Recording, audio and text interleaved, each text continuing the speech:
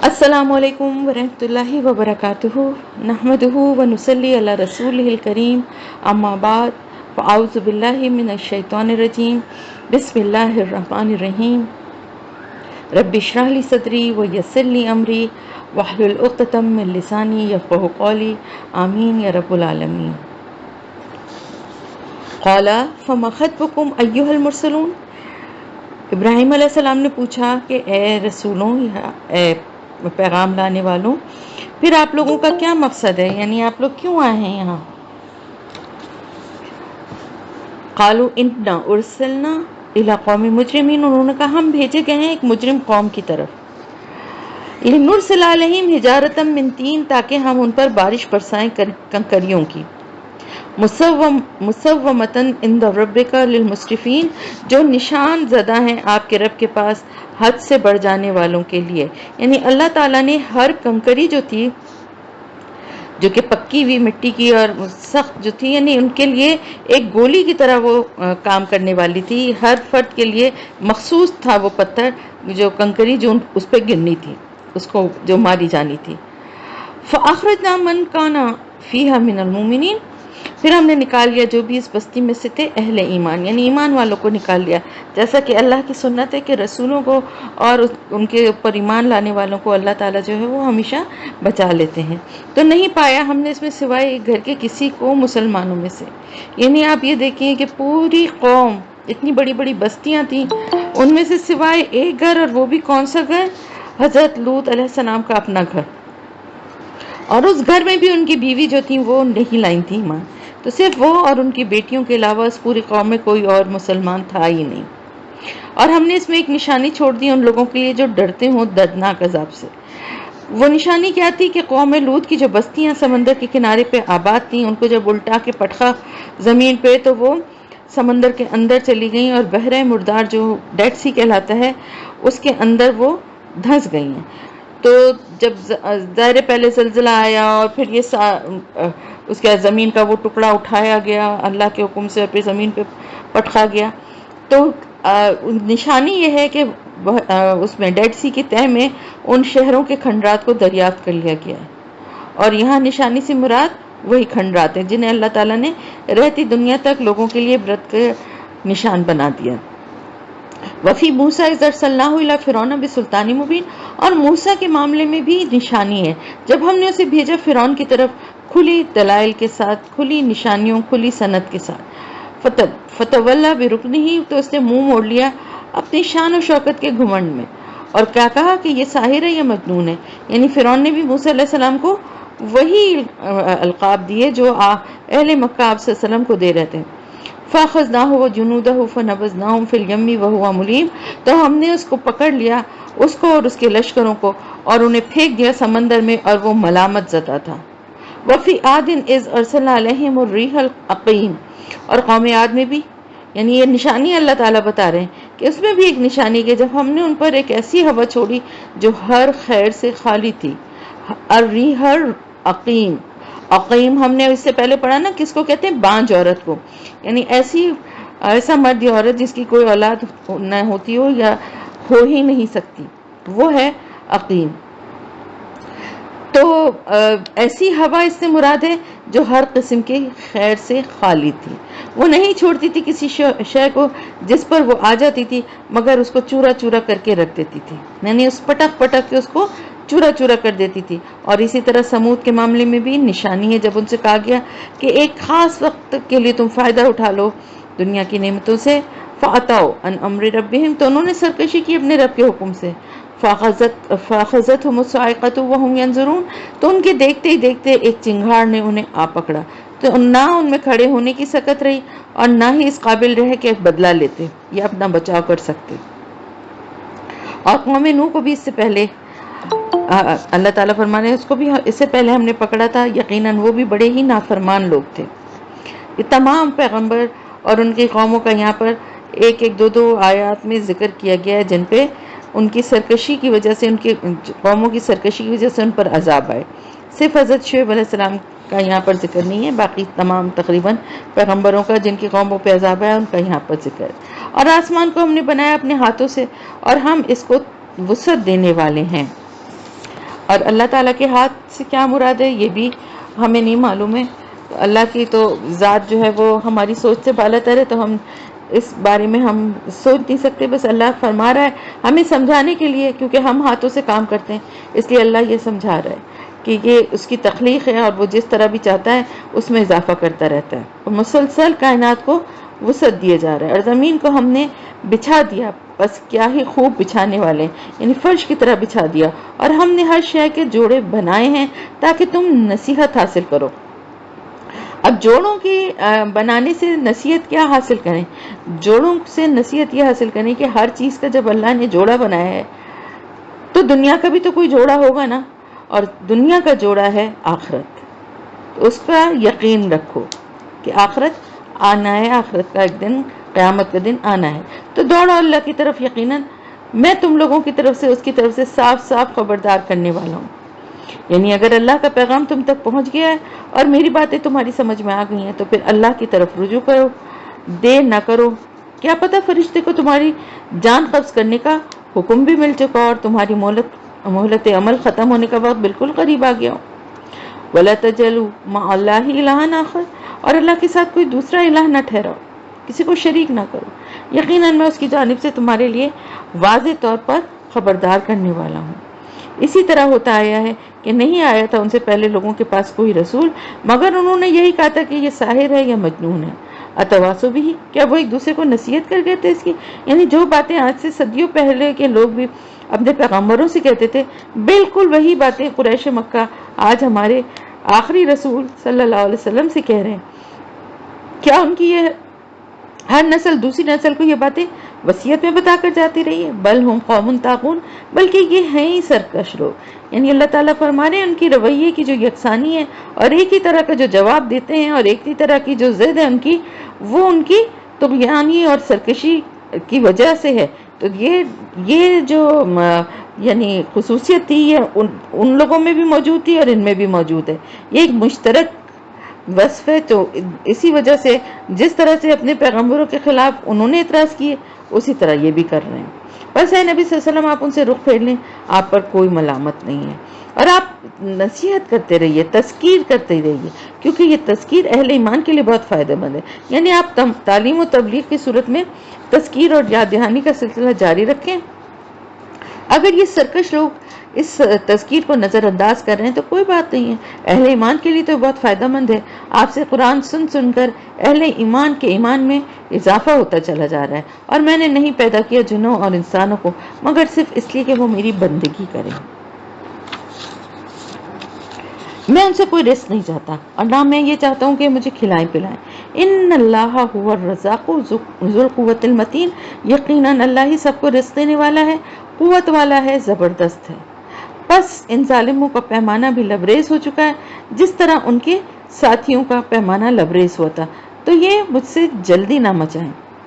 ذنوب کہتے ہیں ایسے ڈول کو جو پانی سے لبالب بھرا ہو، یعنی ان کے گناہوں کا جو ڈول ہے یا جو پیمانہ ہے وہ بالکل پورا بھر چکا ہے. اور اگر ان کی فوری پکڑ نہیں ہو رہی تو یہ نہ سمجھیں کہ انہیں چھوڑ دیا جائے گا. تو ہلاکت اور بربادی ہے. فویل للذین کفروا من یومہم الذی یوعدون، تو ہلاکت اور بربادی ہے ان کافروں کے لیے اس دن سے جس کا ان سے وعدہ کیا جا رہا ہے. سورہ طور شروع ہوئی ہے. بسم اللہ الرحمن الرحیم. والطور، قسم ہے طور کی. طور عام پہاڑ کو بھی کہا جاتا ہے لیکن یہاں پر الطور سے مراد وہ خاص پہاڑ ہے طور سینین جس پر حضرت موسیٰ علیہ السلام اللہ تعالیٰ سے ہم کلام ہوئے تھے. وہ کتاب مستور، اور اس کتاب کی قسم جو لکھی ہوئی ہے. اس کے بارے میں گمان یہی ہے، زیادہ تر مفسرین کی رائے یہی ہے کہ اس سے مراد تورات ہے، کیونکہ تورات جو ہے وہ پتھر کی تختیوں پر لکھی ہوئی حضرت موسیٰ علیہ السلام کو عطا کی گئی تھی، جبکہ قرآن جو ہے وہ آپ صلی اللہ علیہ وسلم کے قلب مبارک پر نازل ہوا ہے.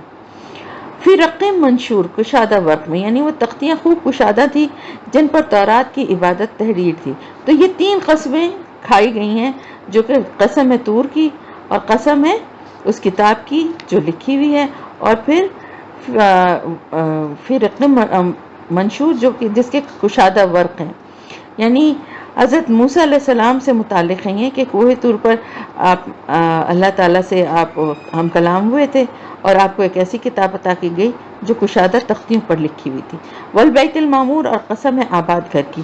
بیت المعمور سے مراد بہت سے مفسرین نے یہ رائے لی ہے کہ عین خانہ کعبہ کے اوپر 7ویں آسمان میں فرشتوں کا جو کعبہ ہے جو ہر وقت معمور رہتا ہے یعنی بھرا رہتا ہے، اس کے بارے میں یہ بات کہی گئی ہے. لیکن یہ قسم یہاں پر کچھ مفسرین کی یہ بھی رائے ہے جو کہ زیادہ دل کو لگتی ہے، کیونکہ آگے جو بات کہی گئی ہے اس کی تائید ہوتی ہے. وہ یہ کہ اس سے مراد دنیا ہے جو طرح طرح کی مخلوق سے معمور ہے، کیونکہ آگے جو بات ہے نا وہ سقف المرفوع اور قسم اونچی چھت کی، اس سے مراد ہے آسمان. تو دونوں آیتوں کو ملا کر اگر پڑھیں تو کیا بنتا ہے کہ یہ دنیا ایک گھر کی مانند ہے جس میں انسان آباد ہے اور آسمان اس گھر کی چھت ہے. یہ قسمیں ساری اللہ نے کھائی ہیں، اور یہ قسمیں کھانے کا مقصد کیا ہے؟ یعنی بہت زیادہ اتنی ساری چیزوں کی اور اتنی بڑی بڑی چیزوں کی قسم کھا کے اللہ پاک نے یعنی اتنی شدت کے ساتھ اس بات کا اللہ تعالیٰ نے یقین دلایا ہے جو کہ آگے آ رہی ہے. اور قسم ہے ابلتے ہوئے سمندر کی. مسجور یعنی وہ جیسے ٹھاٹے مارتا ہوا ہم کہتے ہیں نا، یہ بہت سمندر میں جیسے جوش طغیانی ہے، اس کا ذکر ہے. تو ان عذاب ربک لواقع، یعنی ان ساری قسموں کو کھا کے اللہ تعالیٰ فرما رہے ہیں کہ اس کی بھی قسم اس کی بھی قسم اور یہ سب بڑی بڑی چیزوں کی قسم کھا کے کہ تیرے عذاب، رب کا عذاب یقیناً واقع ہو کر رہے گا. اس کو کوئی ٹال نہیں سکے گا، اسے کوئی روکنے والا نہ ہوگا. جس روز کے آسمان بری طرح لرزے گا اور پہاڑ چل رہے ہوں گے جیسے چلتے ہیں، اور پہاڑوں پہ زمین کی گرفت برقرار ظاہر نہیں رہے گی اور وہ ٹوٹ کر فضا میں بادلوں کی طرح اڑتے پھریں گے. بس ہلاکت اور بربادی ہے اس دن جھٹلانے والوں کے لیے. الذین هم فی خوض یلعبون، وہ لوگ جو خوش گپیوں میں مصروف کھیل رہے ہیں. یوم یدعون الی نار جہنم دعا، جس دن ان کو دھکے دے دے کر جہنم کی طرف دھکیلا جائے گا. ہذہ النار التی کنتم بہا تکذبون، اور یہ کہا جائے گا کہ یہ ہے وہ آگ جس کو تم جھٹلایا کرتے تھے. کیا یہ جادو ہے یا تم دیکھ نہیں رہے ہو؟ یعنی تم تو اس کو جھٹلاتے تھے نا، کرتے تھے جھوٹی باتیں ہیں یا جو آیات سنائی جا رہی ہیں وہ جادو ہے اور اس کو تم حقیقت نہیں سمجھتے تھے. اب دیکھو جہنم سامنے نظر آ رہی ہے، اب بھی کیا جادو کا کھیل لگ رہی ہے. اصلاحا فاصبروا او لا تصبروا سواء علیکم، اب داخل ہو جائے اس میں، چاہے تم صبر کرو یا نہ کرو اب تمہارے حق میں برابر ہے. انما تجزون ما کنتم تعملون، تمہیں بدلے میں وہی کچھ تو مل رہا ہے جو کچھ تم عمل کر رہے تھے، جو کچھ عمل کیا کرتے تھے وہی بدلہ تمہیں مل رہا ہے. پھر ان المتقین فی جنات و نعیم، اور یقیناً متقی لوگ باغات میں اور نعمتوں میں ہوں گے، وہ مزے کر رہے ہوں گے ان نعمتوں کے ساتھ جو ان کے رب نے انہیں عطا کی ہوں گی، اور بچا لے گا انہیں ان کا رب جہنم کے عذاب سے. کلو واشربوا ہنیئا بما کنتم تعملون، اور کھاؤ پیو اچھی طرح سے جتنا دل چاہے جیسے دل چاہے. اور یہ کس چیز کا صلہ ہے؟ یہ ان اعمال کا صلہ ہے جو تم کرتے رہے ہو. یعنی ان کے اعمال کے صلہ ان کو کتنا اچھا ملے گا، انکار کرنے والے جھٹلانے والوں کا کتنا سخت عذاب ہے، اور جو متقی اور پرہیزگار ہیں ان کے لیے عیش وہاں پر ہے، جنت کے باغات میں ہوں گے، طرح طرح کی نعمتیں ہوں گی، اور اللہ تعالیٰ فرمائے گا جو تمہارا دل چاہے جہاں سے دل چاہے کھاؤ. تو یہ اللہ تعالیٰ کی طرف سے اہل جنت کی قدر افزائی ہوگی.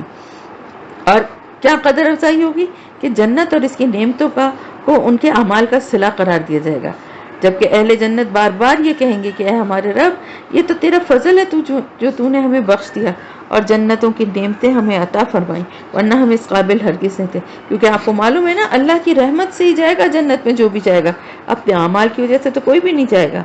وہ تکیے لگائے بیٹھے ہوں گے ان تختوں پر جو برابر بچھے ہوں گے صف در صف. وَزَوَّجْنَاهُمْ بِحُورٍ عِينٍ، اور ہم ان کی شادیاں کریں گے یا انہیں بڑی بڑی آنکھوں والی حوروں کے ساتھ، اور وہ لوگ جو ایمان لائے اور ان کی اولاد نے بھی ان کی پیروی کی ایمان کے ساتھ، ہم ملا دیں گے ان کے ساتھ ان کی اس اولاد کو. یعنی جو لوگ ایمان لے آئے اور ان جنت میں ان کے آبا و اجداد، ان کی بیویاں، ان کی اولاد وہاں موجود ہوں گے، تو اللہ پاک ان کو بھی ان کے ساتھ ملا دیں گے. یعنی درجے کے حساب سے وہ جنت میں اگر نچلے درجے پر بھی ہوں گے تو پھر ان کو بھی ان کے والدین کے برابر لے آئیں گے جو اعلیٰ درجے کی جنتوں پہ ہوں گے. یعنی اگر ماں باپ اپنی اولاد کو یاد کریں گے اور کہیں گے کہ ہماری اولاد کہاں ہے، ہمارا دل چاہتا ہے وہ بھی ہمارے ساتھ رہے، لیکن وہ جنت میں تو ہوں گے. دیکھیں جنت میں تو اللہ تعالیٰ سب کو تمام مومنین کو لے جائے، تو جنت میں ہونے کے بعد درجات میں اللہ پاک اوپر کر دے گا، اور وہ ایک الگ بات ہے. لیکن اللہ تعالیٰ ہمیں اور ہماری اولاد کو، ہمارے ماں باپ کو، سب کو اللہ پاک جنت الفردوس تک تو پہنچائے نا. پھر درجوں میں اللہ تعالیٰ کی اپنے رحم سے، اپنے کرم سے کر دیں گے. وہ کیا کریں گے؟ وہ یہ کریں گے کہ اگر نچلے درجے پر جو ان کے اہل و عیال ہوں گے یا ان کے بچے ہوں گے یا تو ان کو کیا کیا جائے گا؟ ان کے درجات بلند کر کے اس شخص کے برابر کر دیے جائیں گے. تو یہ اہل جنت کے لیے اللہ تعالیٰ کا خصوصی فضل ہوگا کہ ان کے رشتہ داروں میں سے جو کوئی کم سے کم درجے کی جنت کا بھی مستحق ہو جائے گا، وہ ترقی دے کر ان کے اعلیٰ جنتوں والے رشتہ داروں سے ملا دیا جائے گا تاکہ انہیں آنکھوں کی ٹھنڈک نصیب ہو. اور ہم ان کے عمل میں سے کوئی کمی نہیں کریں گے. یعنی جو اوپر کے درجات پہ پہنچ گئے ان کو نیچے نہیں ہم لائیں گے، وہ اوپر ہی رہیں گے. جو نچلے درجے کے ہوں گے ان کو ہم اوپر کر دیں گے. یہ خاص اللہ کا فضل ہوگا جنت والوں کے لیے. ہر انسان اپنی کمائی کے عوض رہن ہوگا، اور ہم انہیں دیے چلے جائیں گے پھل اور گوشت جس سے وہ چاہیں گے. اور اس میں وہ ایک دوسرے سے چھین رہے ہوں گے وہ جام جن میں کے مشروب ہوں گے، اور نہ تو کوئی بےہودگی ہوگی اور نہ ہی گناہ میں ڈالنے والی کوئی بات. یعنی اہل جنت کی دوستانہ محفلوں کی رونق ہوگی یہ کہ کس طرح سے وہاں سب آپس میں ہنس بول رہے ہوں گے، کھیل رہے ہوں گے، اور ایک دوسرے کے ہاتھ سے جام چھین رہے ہوں گے. جیسے دنیا میں ہوتا ہے نا، تمہاری ڈرنک کیسا ہے ذرا چکھاؤ، ان کے ہاتھ سے لے رہے ہوں گے. تو ان کو جو اہل جنت کو، کیونکہ ہر اس کا جو ہے ذائقہ وہ مختلف ہوگا، تو اہل جنت کو جو مشروب ملے گا، میں نے کل بھی آپ کو یہ بات بتائی کہ اس میں کیف و سرور تو ہوگا، لیکن دنیا کی شراب کی طرح نشہ یا بےہودگی کی کوئی کیفیت نہیں ہوگی. اور ان پر گردش میں رہیں گے نوجوان لڑکے ان کی خدمت کے لیے. وہ ایسے ہوں گے جیسے موتی ہوں غلافوں میں رکھے ہوئے، یعنی ان کے سامنے پیش کر رہے ہوں گے پیمانے بھر بھر کے. اور وہ اہل جنت ایک دوسرے کی طرف رک کر کے ایک دوسرے سے سوال کریں گے، قالوا انا كنا قبل فی اہلنا مشفقین. وہ کہیں گے ہم پہلے اپنے اہل ویال کے ساتھ دنیا میں ڈرتے ہوئے رہتے تھے. یعنی دنیا میں تو ہمیں ہر وقت اپنے اہل ویال اور اپنے رشتہ داروں کے ساتھ اپنی جو زندگی ہم گزار رہے تھے، ہر وقت ہمیں ایک دھڑکا لگا رہتا تھا. ہمیں بھی لگا رہتا ہے نا کہ پتہ نہیں ہمارے یہ اعمال اللہ کے پاس شرف قبولیت حاصل کر بھی پائیں گے کہ نہیں، اور ہم جو نیک عمل کر رہے ہیں اس کی قبولیت کے لیے جو اخلاص کا معیار ہے، وہ ہمارے دلوں میں ہے بھی یا نہیں ہے، یا ہم سے کوئی ایسی غلطی نہ ہو جائے جو ہماری ساری محنت ضائع کر دے. تو ایسے خوف اور اندیشے ہمیں ہر وقت گھیرے رہتے تھے. فمن اللہ علینا ووقانا عذاب السموم. تو اللہ نے بڑا احسان کیا ہم پر اور ہمیں بچا لیا گرم ہوا کے عذاب سے، لو کی طرح کی گرم ہوا کے عذاب سے جو جہنم والوں کے لیے ہوگی. اِنَّا كُنَّا مِن قَبْلُ نَدْعُوهُ. یقیناً، لیکن یہ ضرور تھا کہ ہم پہلے سے اس کو پکارا کرتے تھے. یعنی دنیا کی زندگی میں بھی ہم اپنے اعمال پہ صرف توکل کر کے ان پہ بھروسہ کر کے نہیں بیٹھتے تھے، بلکہ اپنی مغفرت کے لیے اللہ تعالیٰ سے مسلسل دعائیں کرتے رہتے تھے. اِنَّهُ هُوَ الْبَرُّ الرَّحِيمُ. یقیناً وہ بہت ہی اچھا سلوک کرنے والا، بہت رحم دل ہے. تو اے نبی صلی اللہ علیہ وسلم، آپ تذکیر کرتے رہیے، بس آپ اپنے رب کے فضل سے نہ کاہن ہیں اور نہ مجنون ہیں. یہ خطاب دراصل آپ صلی اللہ علیہ وسلم کے ذریعے دوسرے لوگوں کو سنایا جا رہا ہے. خطاب آپ کو کیا جا رہا ہے، سنایا دوسرے لوگوں کو جا رہا ہے جو آپ کے لیے ایسے نام رکھتے تھے کہ آپ کو مخاطب کر کے فرمایا جا رہا ہے ان کی فضول باتوں پہ بالکل توجہ نہ دیں اور لوگوں کی تذکیر اور ان کو یاد دہانی کراتے رہیں. کیا ان کا کہنا کہ یہ ایک شاعر ہے جس کے لیے ہم منتظر ہیں گردش زمانہ کے؟ یعنی آپس میں کیا ایک دوسرے سے کہتے تھے کہ یہ تو صرف ایک شاعر ہے. اب وقتی طور پہ ان کے کلام سے متاثر ہونے میں جلدی مت کرو، کچھ دیر انتظار کرو، ان کی دعووں کی اصل حقیقت سامنے آ جائے گی اور ہمیں امید ہے کہ یہ تو خود ہی گردش زمانہ کی لپیٹ میں آ جائیں گے. قل تربصوا فإني معكم من المتربصین، آپ کہیے کہ اچھا تم انتظار کرو، میں بھی تمہارے ساتھ انتظار کرنے والوں میں ہوں۔ کیا ان کی عقلیں انہیں یہی کچھ سکھا رہی ہیں، یا یہ ہیں ہی سرکش لوگ؟ ام یقولون تقولہ، کیا ان کا کہنا ہے کہ یہ اس نے یعنی محمد صلی اللہ علیہ وسلم نے خود کر لیا ہے؟ بل لا یؤمنون، بلکہ اصل بات ہے کہ یہ ماننے والے ہی نہیں ہیں، ایمان لانے والے ہی نہیں ہیں۔ تو وہ لے آئیں اس جیسی کوئی ایک بات اگر وہ سچے ہیں، یعنی پھر ایک دفعہ اللہ کا چیلنج ہے کہ لے آؤ ایسا ایک کلام بنا کے ان کے مقابلے میں، اگر تم سچے ہو تو کیا یہ بغیر کسی کے بنائے ہوئے خود بن گئے ہیں یا خود ہی خالق ہیں؟ کہ زمینوں اور آسمانوں اور زمین کو انہوں نے بنایا؟ بلکہ اصل بات یہ ہے کہ یہ یقین نہیں رکھتے۔ یعنی اللہ تعالیٰ نے فرمایا کہ چلو کوئی کسی چیز کی تو تخلیق کی ہوگی نا، کیا آسمان بنائے ہیں کہ زمین بنائی ہے، کوئی چیز تو بنائی ہے نا، اگر نہیں بنائی تو پھر کیوں نہیں مان لیتے کہ تمہارا خالق اور تمہارا مالک جو ہے وہ پوری کائنات کا خالق اللہ تعالیٰ ہے؟ لیکن اصل بات کیا ہے، یہ لوگ یقین سے محروم ہیں۔ کیا ان کے قبضے قدرت میں آپ کے رب کے خزانے ہیں یا یہ داروغہ ہیں؟ یعنی یہ کون ہوتے ہیں؟ ان کے پاس کیا خزانے ہیں اللہ کے، یا وہ یہ کوئی داروغہ ہیں جو اعتراضات کرتے ہیں کہ ان کو کیوں بنا دیا اور ان کو کیوں نہیں بنایا؟ کیا اللہ تعالیٰ اپنی رحمت کے فیصلے کرنے میں ان لوگوں کی مرضی کا پابند ہے؟ نعوذ باللہ۔ کیا ان کے پاس کوئی ایسی سیڑھی ہے جس کے ذریعے سے یہ آسمان کی خبریں سن لیتے ہیں؟ اگر ایسا ہے تو ان کا سننے والا کوئی واضح دلیل لائے۔ کیا اس کے لیے تو بیٹیاں ہیں اور تمہارے لیے بیٹے؟ یعنی اللہ تعالیٰ کے لیے تم نے بیٹیاں اولاد کے طور پہ بیٹیاں بنا دی ہیں اور اپنے لیے تم بیٹے چاہتے ہو؟ کیا آپ ان لوگوں سے کوئی اجرت طلب کر رہے ہیں کہ یہ تاوان کے بوجھ تلے دبے جا رہے ہیں؟ ان سارے سوالوں کا کیا جواب ہے؟ نہیں نہیں، ایسا کچھ نہیں۔ کیا ان کے پاس غیب کا علم ہے جسے یہ لکھ رہے ہیں؟ ام یریدون کیدن فالذین کفروا هم المکیدون، کیا یہ لوگ کوئی چال چلنا چاہتے ہیں؟ اصل میں تو یہ کافر خود ہی چال کا شکار ہو گئے۔ یعنی یہ ایک منصوبہ بندی کے تحت آپ صلی اللہ علیہ وسلم اور قرآن کے خلاف جھوٹی باتیں پھیلا رہے ہیں تاکہ لوگ عوام جو ہے ان سے متاثر نہ ہو۔ لیکن اتنے بودے اور اتنے پھسپھسے دلائل ہیں، کوئی سر پیر ہے ہی نہیں ان باتوں کا، کہ ان کے اپنے دل بھی ان باتوں کو نہیں مانتے، اور ان کی سازشوں کو اللہ تعالیٰ پھر ناکام کرتا رہتا ہے۔ یہ لوگ اپنی اپنی تدبیروں میں لگے ہوئے ہیں اور میں اپنی تدبیر کر رہا ہوں۔ ام لہم الہ غیر اللہ سبحان اللہ اما یشرکون، کیا ان کے لیے اللہ کے سوا کوئی اور الہ بھی ہے؟ پاک ہے اللہ اس سے جو یہ شرک کر رہے ہیں۔ اور کبھی یہ دیکھیں آسمان کا کوئی ٹکڑا گرتا ہوا تو کہیں گے یہ تو بادل ہیں، تہبت ہے۔ یعنی ان کی حالت ایسی ہے کہ آسمان کا کوئی ٹکڑا اگر انہیں عذاب الہی بن کر ان پر گر رہا تو اسے بھی یہ بارش برسانے والا بادل ہی سمجھیں گے، جیسا کہ قوم عاد کے لوگوں نے اپنی طرف بڑھتے ہوئے عذاب کو دیکھ کر کہا تھا کہ یہ تو بادل ہے جو ہم کو سیراب کرنے والا ہے۔ تو اے نبی صلی اللہ علیہ وسلم چھوڑ دیجئے ان کو، یہاں تک کہ وہ اپنے اس دن سے دوچار ہوں جس میں ان پر بجلی کی کڑک گرے گی، جس دن ان کی چالیں ان کے کسی کام نہ آ سکیں گی اور نہ ہی ان کی کوئی مدد ہوگی۔ اور ان ظالموں کے لیے آخرت کے عذاب کے علاوہ بھی ایک عذاب ہے، لیکن ان کی اکثریت علم نہیں رکھتی۔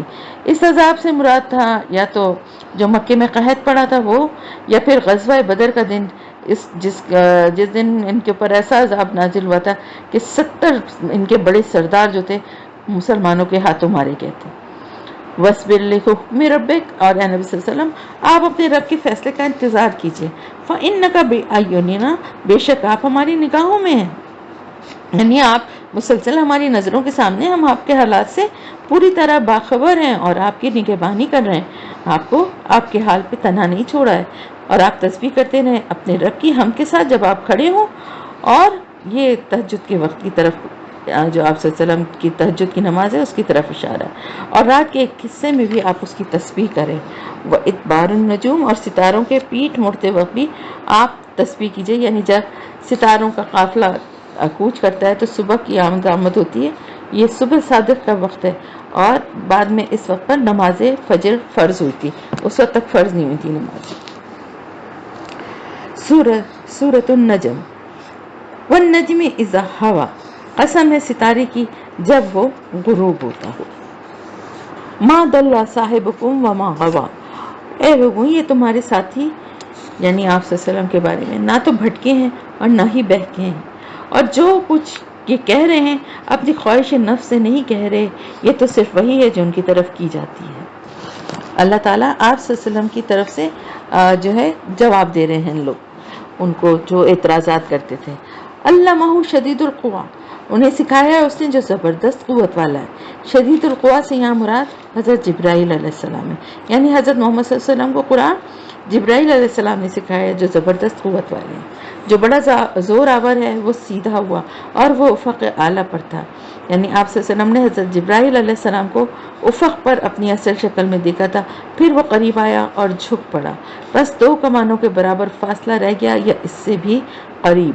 فَأَوْحَى إِلَىٰ عَبْدِهِ مَا أَوْحَىٰ، پھر اس نے وحی کی اللہ کے بندے کی طرف جو وحی کی. مَا كَذَبَ الْفُؤَادُ مَا رَأَىٰ، جو کچھ انہوں نے دیکھا ان کے دل و دماغ نے اسے جھٹلایا نہیں. یعنی آپ صلی اللہ علیہ وسلم نے جو بھی ان کے آمد کے بعد، یعنی حضرت جبرائیل علیہ السلام کے آنے کے بعد، اور آپ کو جس طرح سے انہیں آیات انہوں نے پڑھائی اور جو کچھ انہوں نے، یہ دیکھ کے آپ کے دل میں کسی قسم کا شک نہیں پیدا ہوا. ایسا نہیں آپ کو لگا کہ یہ میرا وہم تھا یا میں نے کوئی خواب دیکھا ہے، کیونکہ آپ صلی اللہ علیہ وسلم نے جو کچھ دیکھا تھا بیداری میں دیکھا تھا، اور آپ کے دل نے اس کو تسلیم بھی کیا، اس کی تصدیق بھی کی. آپ کے دل اور آپ کی نگاہوں کے درمیان کوئی تضاد اور اختلاف نہیں تھا.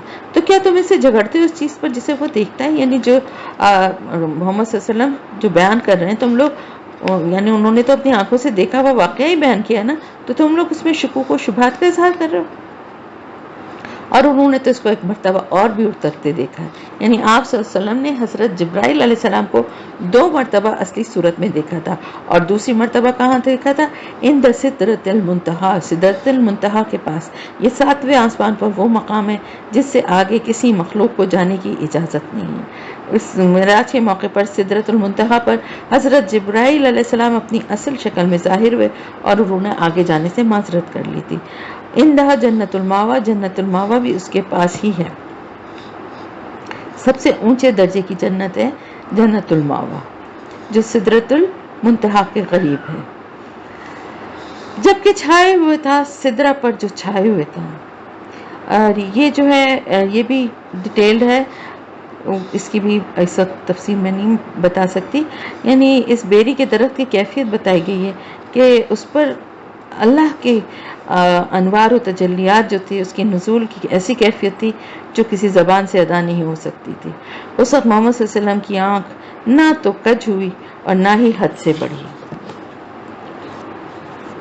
لقد رأى من آیات ربہ الکبریٰ، انہوں نے اپنے رب کی عظیم ترین آیات کو دیکھا. افرأیتم اللات والعزیٰ، کیا تم لوگوں نے لات اور عزیٰ کے بارے میں غور کیا ہے؟ ومنات الثالثۃ الاخریٰ، اور جو تیسری ایک اور دیوی منات ہے. یعنی لات، منات اور عزیٰ یہ 3 دیویاں تھیں نا خاص، جن کی یہ پوجا کیا کرتے تھے. کیا تمہارے لیے بیٹے ہیں اور اس کے لیے بیٹیاں؟ یہ تو بہت ہی دھاندلی والی یا بہت ہی بھونڈی تقسیم ہے. یہ کچھ نہیں سوائے اس کے کہ کچھ نام ہے جو رکھ لیے تم نے اور تمہارے باپ دادا نے.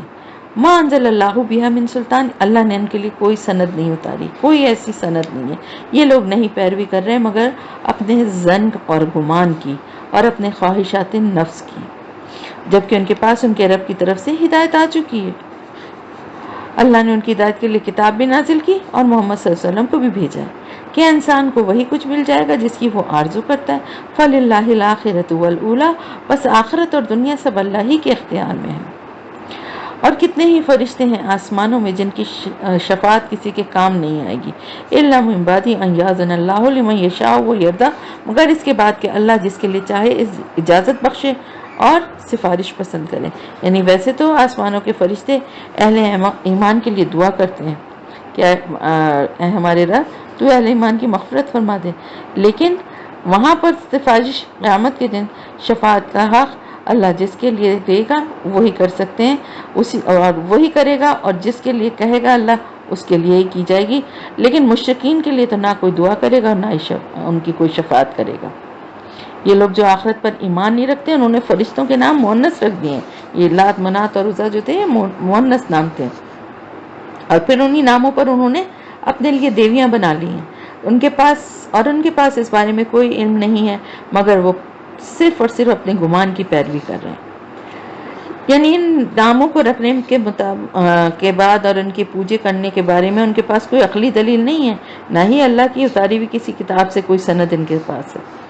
اور گمان تو حق سے کچھ بھی مستغنی نہیں کر سکتا، یعنی گمان کسی درجے میں بھی حق کا بدل نہیں ہو سکتا، وہ حق کی جگہ کچھ بھی کام نہیں دے سکتا، یعنی وہ تو صرف ایک خیال اور ایک ان کا گمان ہے نا، حقیقت کا بدل تو نہیں وہ ہو سکتا۔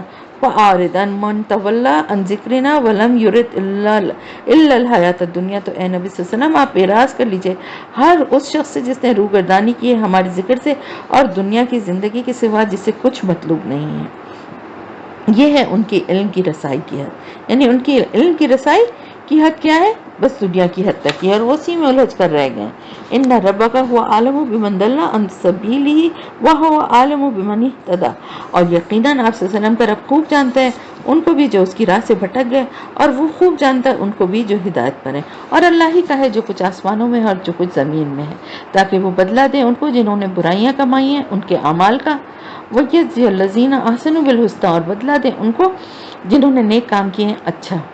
وہ لوگ جو بڑے بڑے گناہوں اور بے حیائیوں سے بچتے ہیں سوائے کچھ گناہوں کے، یعنی کچھ صغیرہ گناہ، لمم سے مراد ہے یہاں پر صغیرہ گناہ، یعنی جس پر انسان بار بار نہ کرتا ہو، اسے اپنی عادت نہ بنا لے، جس پہ اڑ نہ جائے، اس پہ اصرار نہ کرے، اور یا جس گناہ سے توبہ کرے، یہ سب باتیں، یعنی انسان کسی بڑے گناہ کے قریب تک پہنچ جائے مگر اس کا ارتکاب نہ کرے۔ بہت سی ایسے گناہ ہوتے ہیں تو اللہ پاک جو بڑے بڑے گناہوں اور بے حیائیوں سے بچتے ہیں، اللہ ان کے چھوٹے گناہوں کو اللہ اپنی رحمت سے معاف کر دیتا ہے، اور بے شک آپ کا رب بہت ہی وسیع مغفرت والا ہے۔ تو بندوں کی چھوٹی چھوٹی لغزشوں پہ اللہ پاک گرفت نہیں کرے گا اگر وہ بڑے گناہوں سے اور بے حیائی کے کاموں سے بچتے رہیں گے، اور اپنی رحمت بے پایاں کی وجہ سے ان کو معاف فرما دے گا۔ وہ تمہیں خوب جانتا ہے جبکہ اس نے تمہیں زمین سے اٹھایا اور جبکہ تم اپنی ماں کے پیٹوں میں جنین کی شکل میں تھے۔ فَلَا تُزَكُّوا أَنفُسَكُمْ هُوَ أَعْلَمُ بِمَنِ اتَّقَىٰ۔ تو تم خود کو بہت پاک باز نہ ٹھہراؤ، وہ اسے خوب جانتا ہے جو تقوی اختیار کرتا ہے، یعنی اپنی پاک بازی کے، اپنی نفس کی پاکی کے زیادہ دعوے نہ کرو، اللہ زیادہ بہتر جانتا ہے کہ کون واقعی متقی ہے اور کون زبان سے دعویٰ کر رہا ہے صرف۔ پھر اے نبی صلی اللہ علیہ وسلم کہ آپ نے اس شخص کو بھی دیکھا ہے جس نے پیٹھ موڑ لی اور تھوڑا سا دیا پھر سخت ہو گیا، یعنی عام مفسرین کی رائے ہے کہ ان آیات میں ولید بن مغیرہ کا تذکرہ ہے۔ ولید بن مغیرہ میں نے بتایا تھا کہ بہت ہی زیادہ مالدار جو ہے، بہت بڑے ان کے قریش کے سرداروں میں سے تھا، بہت مالدار تھا، بہت بیٹے تھے اس کے جوان، اور ان کی ان سب چیزوں کی بنا پر وہ اس میں بڑا تکبر اور اکڑ تھی۔ تو تاریخ میں جو اس شخص کے بارے میں معلومات ملتی ہیں ان سے یہی معلوم ہوتا ہے کہ وہ ذہنی طور پر ایمان لانے کے قریب پہنچ چکا تھا، لیکن اچانک اسے یاد آ گیا کہ وہ تو بہت بڑا سردار ہے، اور اپنی چودراہٹ یاد آ گئی، تو حق کی جو خواہش تھی حق کو قبول کرنے کی، اس پر عصبیت کا جذبہ غالب آ گیا اور اس نے اپنی سوچ دوبارہ بدل لی۔ یہاں اس کے اسی رویے کا ذکر ہے۔ کیا اس کے پاس غیب کا علم ہے کہ وہ دیکھ رہا ہے؟ کیا اسے خبر نہیں پہنچی اس بارے میں جو کچھ موسیٰ کے صحیفوں میں تھا؟ وہ ابراہیم الذی وفا، اور ابراہیم کے صحیفوں میں تھا جس نے وفا کی انتہا کر دی۔ صحف ابراہیم اور صحف موسیٰ کا ذکر سورہ اعلیٰ میں بھی آیا ہے، یعنی تورات کے علاوہ جو احکامات صحیفوں کی شکل میں نازل ہوئے تھے نا حضرت ابراہیم علیہ السلام اور حضرت موسیٰ علیہ السلام کے اوپر، تو اس کا یہاں پر ذکر ہے کہ نہیں اٹھائے گی، ان میں کیا بات بتائی گئی تھی کہ نہیں اٹھائے گی کوئی جان کسی دوسری جان کے بوجھ کو، یعنی ہر شخص اپنی ذمہ داریوں کے لیے خود جواب دہ ہوگا، اور یہ کہ انسان کے لیے نہیں ہے مگر وہی کچھ جس کی اس نے صحیح کی ہوگی، کوشش کی ہوگی، محنت کی ہوگی، یعنی جو کچھ حاصل کرنا ہے انسان کو اپنی محنت اور کوشش کے بل پر کرنا ہوگا، صرف خواہشوں سے تمناؤں سے کچھ حاصل نہیں ہوگا۔ جو چاہے گا، جو خواہش رکھے گا، کیا بغیر محنت کی اس کو وہی کچھ مل جائے گا؟ نہیں، ہرگز نہیں۔ تو نہ ماں باپ، نہ اولاد، نہ عزیز و قارب، نہ کوئی بزرگ، کوئی فقیر، پیر، یہاں تک کہ نبی بھی کام نہیں آئیں گے اگر اعمال جو ہے، محنت اور کوشش جو ہے وہ نہیں کی گئی ہوگی نیک اعمال کرنے کے لیے، تو کوئی کام نہیں آئے گا۔ ہاں، اس نیک اعمال کرنے کی کوشش میں کمی بیشی ہے تو ضرور بہت اللہ اپنی رحمت سے اس کو پورا فرمائیں گے، لیکن جو سرکشی اور ڈٹائی دکھا کے نیک عمل کرنے کی کوشش ہی نہیں کرتا، صرف بس یہ سوچتا رہتا ہے کہ ہم اپنی خواہشیں رکھتا ہے کہ ہم تو مسلمان ہیں تو ہم تو جنت میں ہی جائیں گے اور ہماری تو ضرور شفاعت ہوگی. اس طرح کے گمان رکھنا بغیر کسی نیک عمل کے، بغیر کسی اللہ کے احکامات پر عمل کیے، تو یہ جو ہے کہ کسی کام نہیں آئیں گی. اور یہ کہ اس کی صحیح عنقریب اسے دکھا دی جائے گی، پھر اس کو بدلہ دیا جائے گا، پورا پورا بدلہ. اور یہ کہ بالآخر تمہیں پہنچنا ہے تمہارے رب ہی کی طرف، اور یہ کہ وہی ہے جو ہنساتا بھی ہے اور رلاتا بھی ہے. یعنی اچھے برے حالات، خوشی غم تکلیف بیماری، سب کچھ اللہ ہی کی طرف سے. اور یہ کہ وہی ہے جو مارتا بھی ہے اور زندہ بھی رکھتا ہے. اور یہ کہ وہی ہے جس نے پیدا کی ہیں جوڑے نر اور مادہ کے ایک ہی بوند سے، جبکہ وہ ٹپکائی جاتی ہے. یعنی وہی پروسیس ہے اولاد کے پیدا ہونے کا. پھر اسی سے کوئی بیٹا بن جاتا ہے اللہ تعالیٰ کے حکم سے، کوئی نر ہوتا ہے اور کوئی مادہ ہوتا ہے، کوئی بیٹا اور کوئی بیٹی ہوتی ہے. اور یہ کہ اسی کے ذمہ ہے دوبارہ اٹھانا، اور یہ کہ اسی نے دولت دی اور اسی نے خزانہ دیا. وَأَنَّهُ هُوَ رَبُّ الشِّعْرَىٰ، اور یہ کہ شعرا کا رب بھی وہی ہے، شعرا کا بھی رب. الشعرا جو تھا وہ ایک ستارہ تھا جس کی مختلف قومیں پوجا کرتی تھیں، اور عرب کے لوگ بھی اس کو جانتے تھے اور وہ بھی اس کو الہ مانتے تھے. اور یہ کہ اسی نے ہلاک کیا تھا عاد اولا کو. عاد اولا سے مراد قدیم قوم جو عاد تھی وہ، جس کی طرف حضرت ہود علیہ السلام مبعوث کیے گئے تھے. یہ قوم احقاف کے علاقے میں آباد ہوئی تھی. تو جب عذاب کا فیصلہ ہوا تو حضرت ہود جو تھے اپنے اہل ایمان ساتھیوں کے ساتھ اس علاقے سے ہجرت کر گئے تھے. پھر ان لوگوں کی نسل سے جو دوسری قوم وجود میں آئی تھی وہ سمود کہلاتی تھی. تو یہ کیونکہ تھے آدھی کی نسل سے، اس لیے انہیں عاد ثانیہ بھی کہا جاتا تھا. اور سمود کو بھی بس کسی کو باقی نہ چھوڑا، اور قوم نوح کو بھی ہلاک کیا ان سے پہلے. یقیناً وہ تو ان سے بڑھ کر ظالم اور ان سے بڑھ کر سرکش تھے، اور اسی نے الٹی ہوئی بستیوں کو پٹخ دیا. اس سے حضرت لوط علیہ السلام کی قوم کی بستیاں مراد ہیں.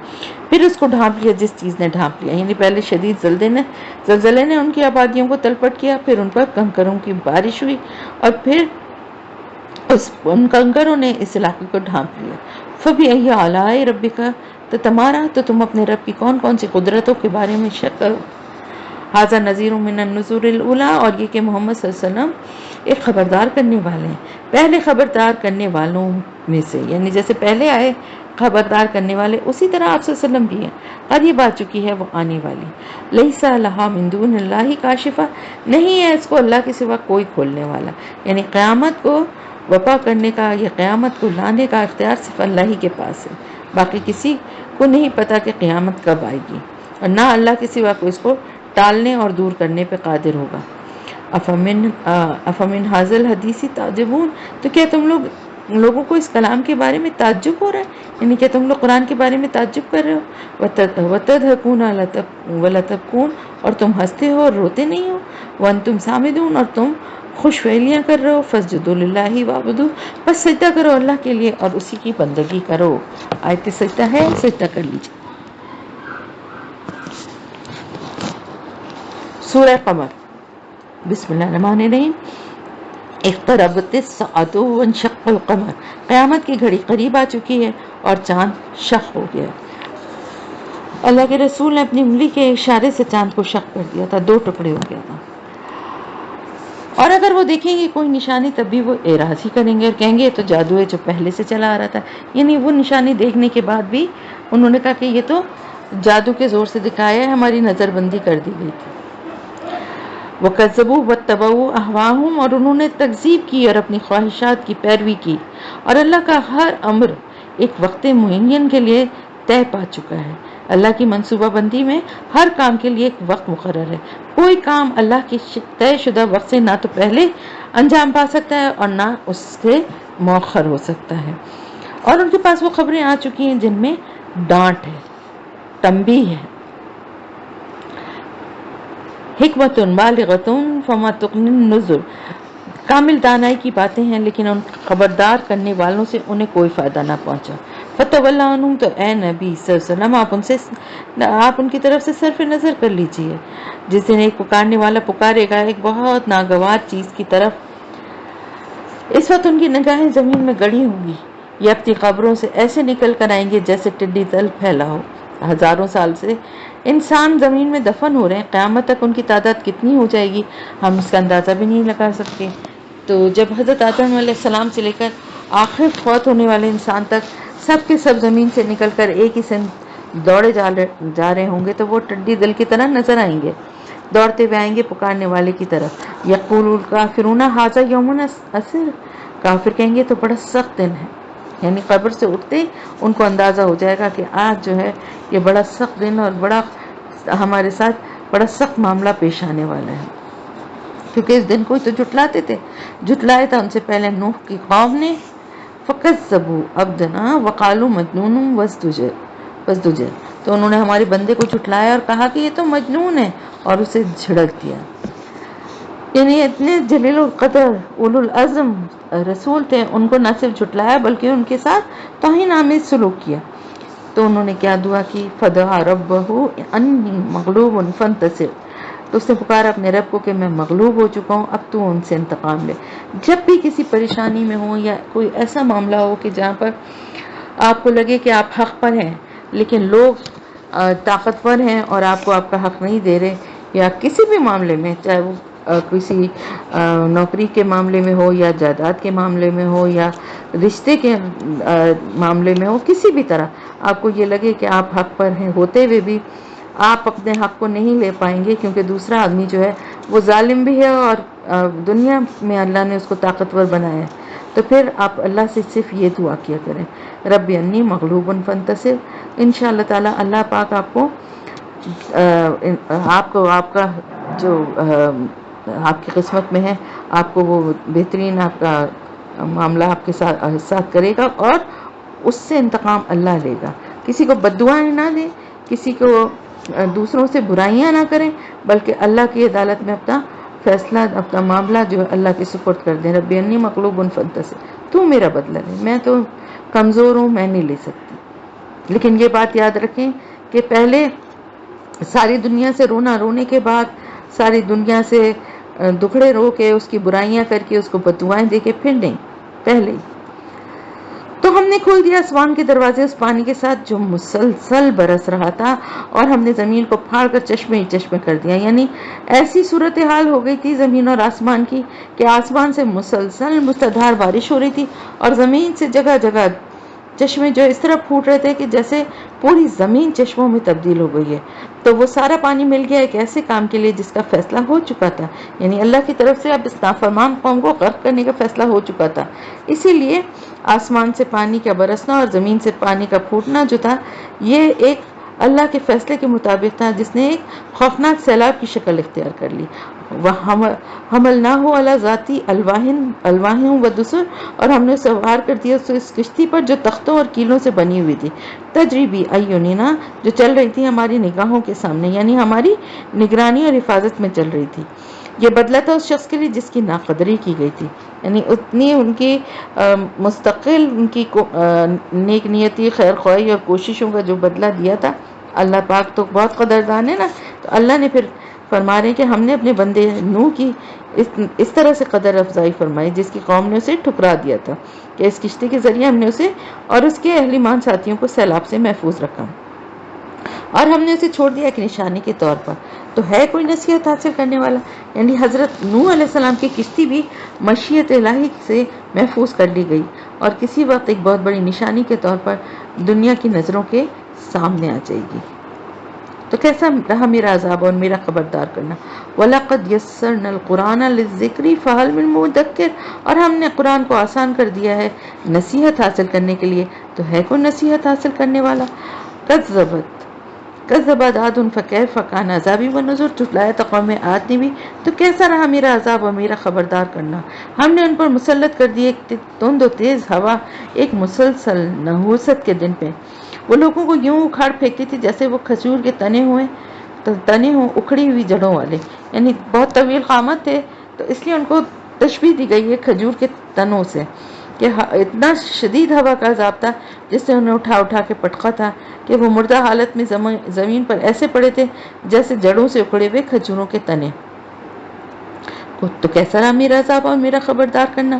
اور ہم نے اس قرآن کو آسان کر دیا ہے نصیحت حاصل کرنے کے لیے، تو ہے کوئی اس سے نصیحت حاصل کرنے والا؟ کذبت ثمود بالنذر، قوم ثمود نے بھی جھٹلایا خبردار کرنے والوں کو۔ انہوں نے کہا کہ ہم اپنے میں سے ہی ایک بشر کی پیروی کریں، پھر تو یقیناً ہم پڑ جائیں گے گمراہی میں اور آگ میں۔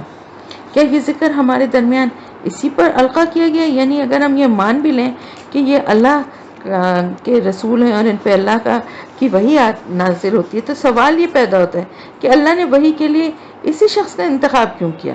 اس منصب کے لیے اللہ کی نظر ہمارے کسی بڑے سردار پر کیوں نہ پڑی؟ بل ہوا کذاب و نشر، بلکہ انتہائی جھوٹا اور شیخی خورا ہے۔ یعنی ہم یہ سمجھتے ہیں کہ یہ شخص جھوٹ بول رہا ہے، نعوذ باللہ، اور صرف شیخی بکھارنے کے لیے اس نے یہ دعویٰ کیا ہے کہ مجھ پر اللہ کی طرف سے وحی آتی۔ جلد ہی انہیں معلوم ہو جائے گا کہ کون انتہائی جھوٹا اور شیخی خورا ہے۔ اللہ تعالیٰ نے فرمایا ہم بھیج دیتے ہیں اونٹنی کو ان کی آزمائش کے لیے، تو آپ انتظار کیجئے ان کے بارے میں اور صبر کیجئے۔ یہ خطاب حضرت صالح علیہ السلام سے کہ ہم نے ان کے مطالبے کے مطابق اونٹنی بطور معجزہ ان کے سامنے ہم لے کر آ رہے ہیں جو ان کی بہت بڑی آزمائش بن جائے گی، لیکن ابھی کیونکہ ان کی مہلت باقی ہے اس لیے آپ صبر کے ساتھ ان کے بارے میں اللہ کے فیصلے کا انتظار کیجئے، اور انہیں بتا دیجئے کہ اب پانی ان کے درمیان تقسیم ہوگا، ہر پینے کی باری پر حاضری ہوگی۔ یعنی ایک دن اونٹنی وہ پانی پینے آتی تھی اور دوسرے دن جو ہے وہ تمام جو باقی لوگ جو تھے وہ پانی پیتے تھے، اپنے مویشیوں کو پلاتے تھے۔ تو انہوں نے پکارا اپنے ایک ساتھی کو، بس اس نے ہاتھ بڑھایا اور اس کی کونچیاں کاٹ دی۔ انہوں نے اس اونٹنی سے جان چھڑانے کے لیے اپنے قوم کے ایک ایسے شخص کو تیار کیا جو ان میں سب سے زیادہ سخت دل تھا۔ اس بدبخت نے ناقۃ اللہ پر حملہ کر کے اسے مار ڈالا۔ پھر کیسا رہا میرا عذاب اور میرا خبردار کرنا؟ ہم نے ان پر بس ایک چنگھاڑی بھیجی تو وہ باڑ لگانے والی کی روندھی ہوئی باڑ کی طرح چورا چورا ہو کر رہ گئے۔ یعنی جانوروں کو اگر کوئی بڑا سا گلہ کسی کھیت کی باڑ کو روندتا ہوا گزر جائے تو وہ باڑ کیسے چورا چورا ہو جاتی ہے، اسی طرح وہ نافرمان لوگ بھی چورا چورا ہو کر پڑے رہ گئے۔ وَلَقَدْ يَسَّرْنَا الْقُرْآنَ لِلذِّكْرِ فَهَلْ مِن مُّدَّكِرٍ، اور ہم نے تو اس قرآن کو آسان کر دیا ہے سمجھنے کے لیے، تو ہے کوئی سوچنے والا، سمجھنے والا، غور و فکر کرنے والا؟ کذبت قوم لوط بالنذر، لوط کی قوم نے بھی خبردار کرنے والوں کو جھٹلایا۔ ہم نے بھیج دی ان پر ایک تیز آندھی جس میں پتھر تھے، سوائے لوط کے گھر والوں کو ان کو ہم نے نجات دے دی صبح کے وقت۔ وہ نعمت تھی ہمارے پاس سے، اسی طرح ہم بدلہ دیتے ہیں ان کو جو شکر کرتے ہیں۔ اور لوط نے ان کو خبردار کر دیا تھا ہماری پکڑ سے، لیکن انہوں نے شک کیا ان چیزوں پر جن کے بارے میں انہیں خبردار کیا گیا تھا، یعنی وہ ہماری تنبیہات کو مشکوک سمجھ کر باتوں میں اڑا دیتے تھے، اور انہوں نے اس سے اس کے مہمانوں کو لے جانا چاہا تو ہم نے ان کی آنکھوں کو مٹا دیا۔ یعنی حضرت لوط علیہ السلام کی قوم کے بدکردار لوگ ان خوبصورت مہمان لڑکوں کو حاصل کرنا چاہتے تھے جو اصل میں فرشتے تھے، تو جب انہوں نے ہاتھ بری نیت سے ان کی طرف بڑھایا تو اللہ تعالیٰ نے ان سب کو اندھا کر دیا تھا۔ فذوقوا عذابی ونذر، تو مزہ چکھو میرے عذاب کا اور میرے خبردار کرنے کا۔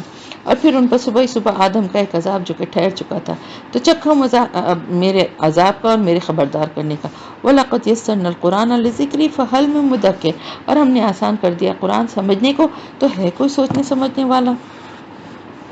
وَلَقَدْ جَاءَ آلِ فِرْعَوْنَ النُّذُرُ، اور اسی طرح قوم فرعون کے پاس بھی آئے تھے خبردار کرنے والے، انہوں نے ہماری تمام نشانیوں کو جھٹلا دیا۔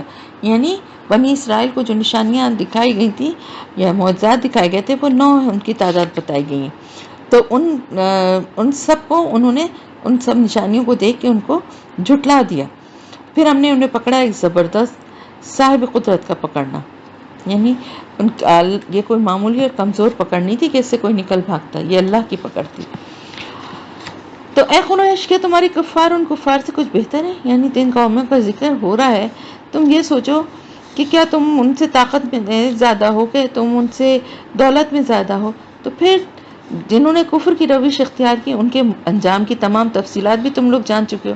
تو پھر یہ بتاؤ کہ تم جو ہمارے رسول صلی اللہ علیہ وسلم کا انکار کر رہے ہو اور کفر کے مرتکب ہو رہے ہیں، تو تمہارے اندر ایسی کون سی خوبی ہے کہ تمہارے اوپر ان پچھلی قوموں کی طرح عذاب نہیں آئے گا، یا تمہارے لیے سابقہ الہامی کتابوں میں کوئی ایسی برات آ چکی ہے یعنی جس میں لکھا ہوا ہے کہ تمہیں عذاب نہیں دیا جائے گا؟ ام یقولون نحن جمیع منتصر، یا یہ کہتے ہیں کہ ہم ایک طاقتور جمعیت ہیں اور بدلہ لینے پر قادر ہیں۔ عنقریب ان کی جمعیت شکست کھا جائے گی اور وہ پیٹ پھیر کر بھاگیں گے، بلکہ ان کے اصل وعدے کا وقت تو قیامت ہے، اور قیامت بہت بڑی آفت ہے اور بہت زیادہ کڑوی ہے۔ یقیناً یہ مجرمین گمراہی میں ہیں اور یہ آگ کے مختلف طبقات میں ہوں گے۔ یوم یسحبون فی نار علی وجوہہم، جس دن یہ گھسیٹے جائیں گے آگ میں اپنے چہروں کے بل پر، ذوقوا مس سقر، ان سے کہا جائے گا اب چکھو آگ کی لپٹ کا مزہ۔ ان کل شیء خلقناہ بقدر، یقیناً ہم نے ہر چیز ایک اندازے کے مطابق پیدا کی ہے، اور ہمارا حکم تو ایک بارگی ہوتا ہے، اچانک ہوتا ہے، جیسے نگاہ کا جھپکنا، یعنی اتنا اچانک ہمارا حکم تو ہوتا ہے، ہمارا امر جو ہوتا ہے۔ اور اے قریش مکہ، ہم نے تم جیسے بہت سے لوگوں کو ہلاک کیا ہے، تو کوئی ہے اس سے سبق حاصل کرنے والا؟ اور وہ تمام اعمال جو ان لوگوں نے کیے ہیں وہ صحیفوں میں محفوظ ہیں۔ وَكُلٌّ صَغِيرٌ وَكَبِيرٌ مُسْتَطَرٌ، اور ہر ایک چھوٹی اور بڑی چیز لکھی ہوئی ہے۔ ان المتقین فی جنات و نہر، یقیناً متقین باغات اور نہروں کے ماحول میں ہوں گے، جنات میں ہوں گے، نہروں کے درمیان ہوں گے۔ یہ ان لوگوں کا، ان خوش نصیب لوگوں کو عطا ہوگا اللہ کی طرف سے جو دنیا کی زندگی میں اللہ سے ڈرنے والے ہیں، آخرت کے خیال سے خوفزدہ رہتے ہیں، اللہ کے احکامات کی پابندی کرنے والے ہیں۔ بہت اعلیٰ راستی کے مقام میں اس بادشاہ کے پاس جو اقتدار مطلق کا مالک ہے۔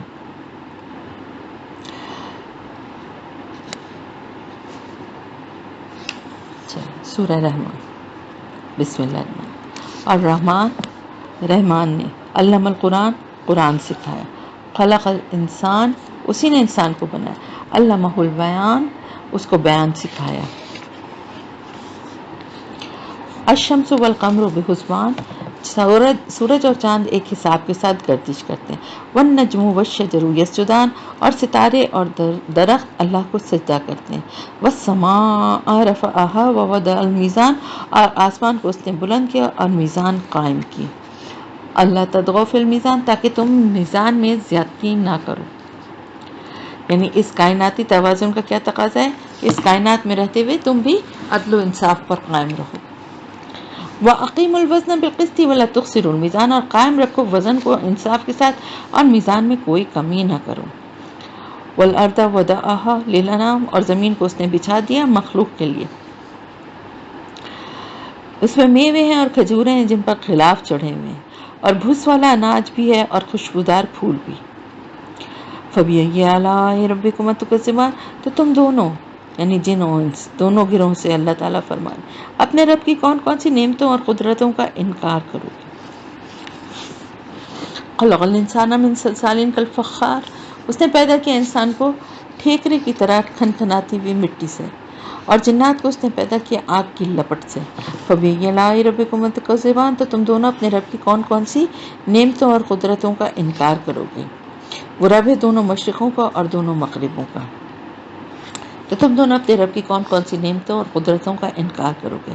اس نے چلا دیا دو دریا جو آپس میں ملے ہوئے بھی نہیں ہیں، لیکن ان کے درمیان ایک پردہ حائل ہے جس سے وہ تجاوز نہیں کرتے، یعنی دونوں دریا ایک ساتھ چل رہے ہوتے ہیں لیکن ایک دوسرے میں گھستے نہیں، جیسے ٹھنڈے پانی کے سمندر اور ساتھ ہی ساتھ گرم پانی کی جو اندر اس کے جو ابل رہا ہوتا ہے وہ آپس میں ٹھنڈے پانی میں نہیں مکس ہوتا۔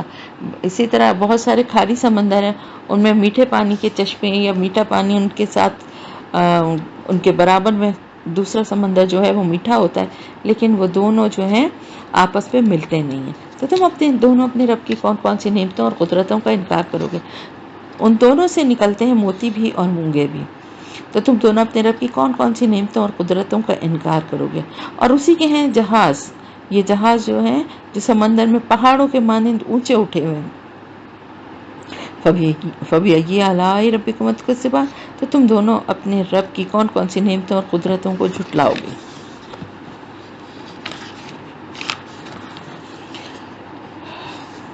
کُلُّ مَنْ عَلَیہا فان، جو کوئی بھی زمین پر ہے، کلو سب کے سب، من علیہا فان، جو کوئی بھی اس زمین پر ہے وہ فنا ہونے والا.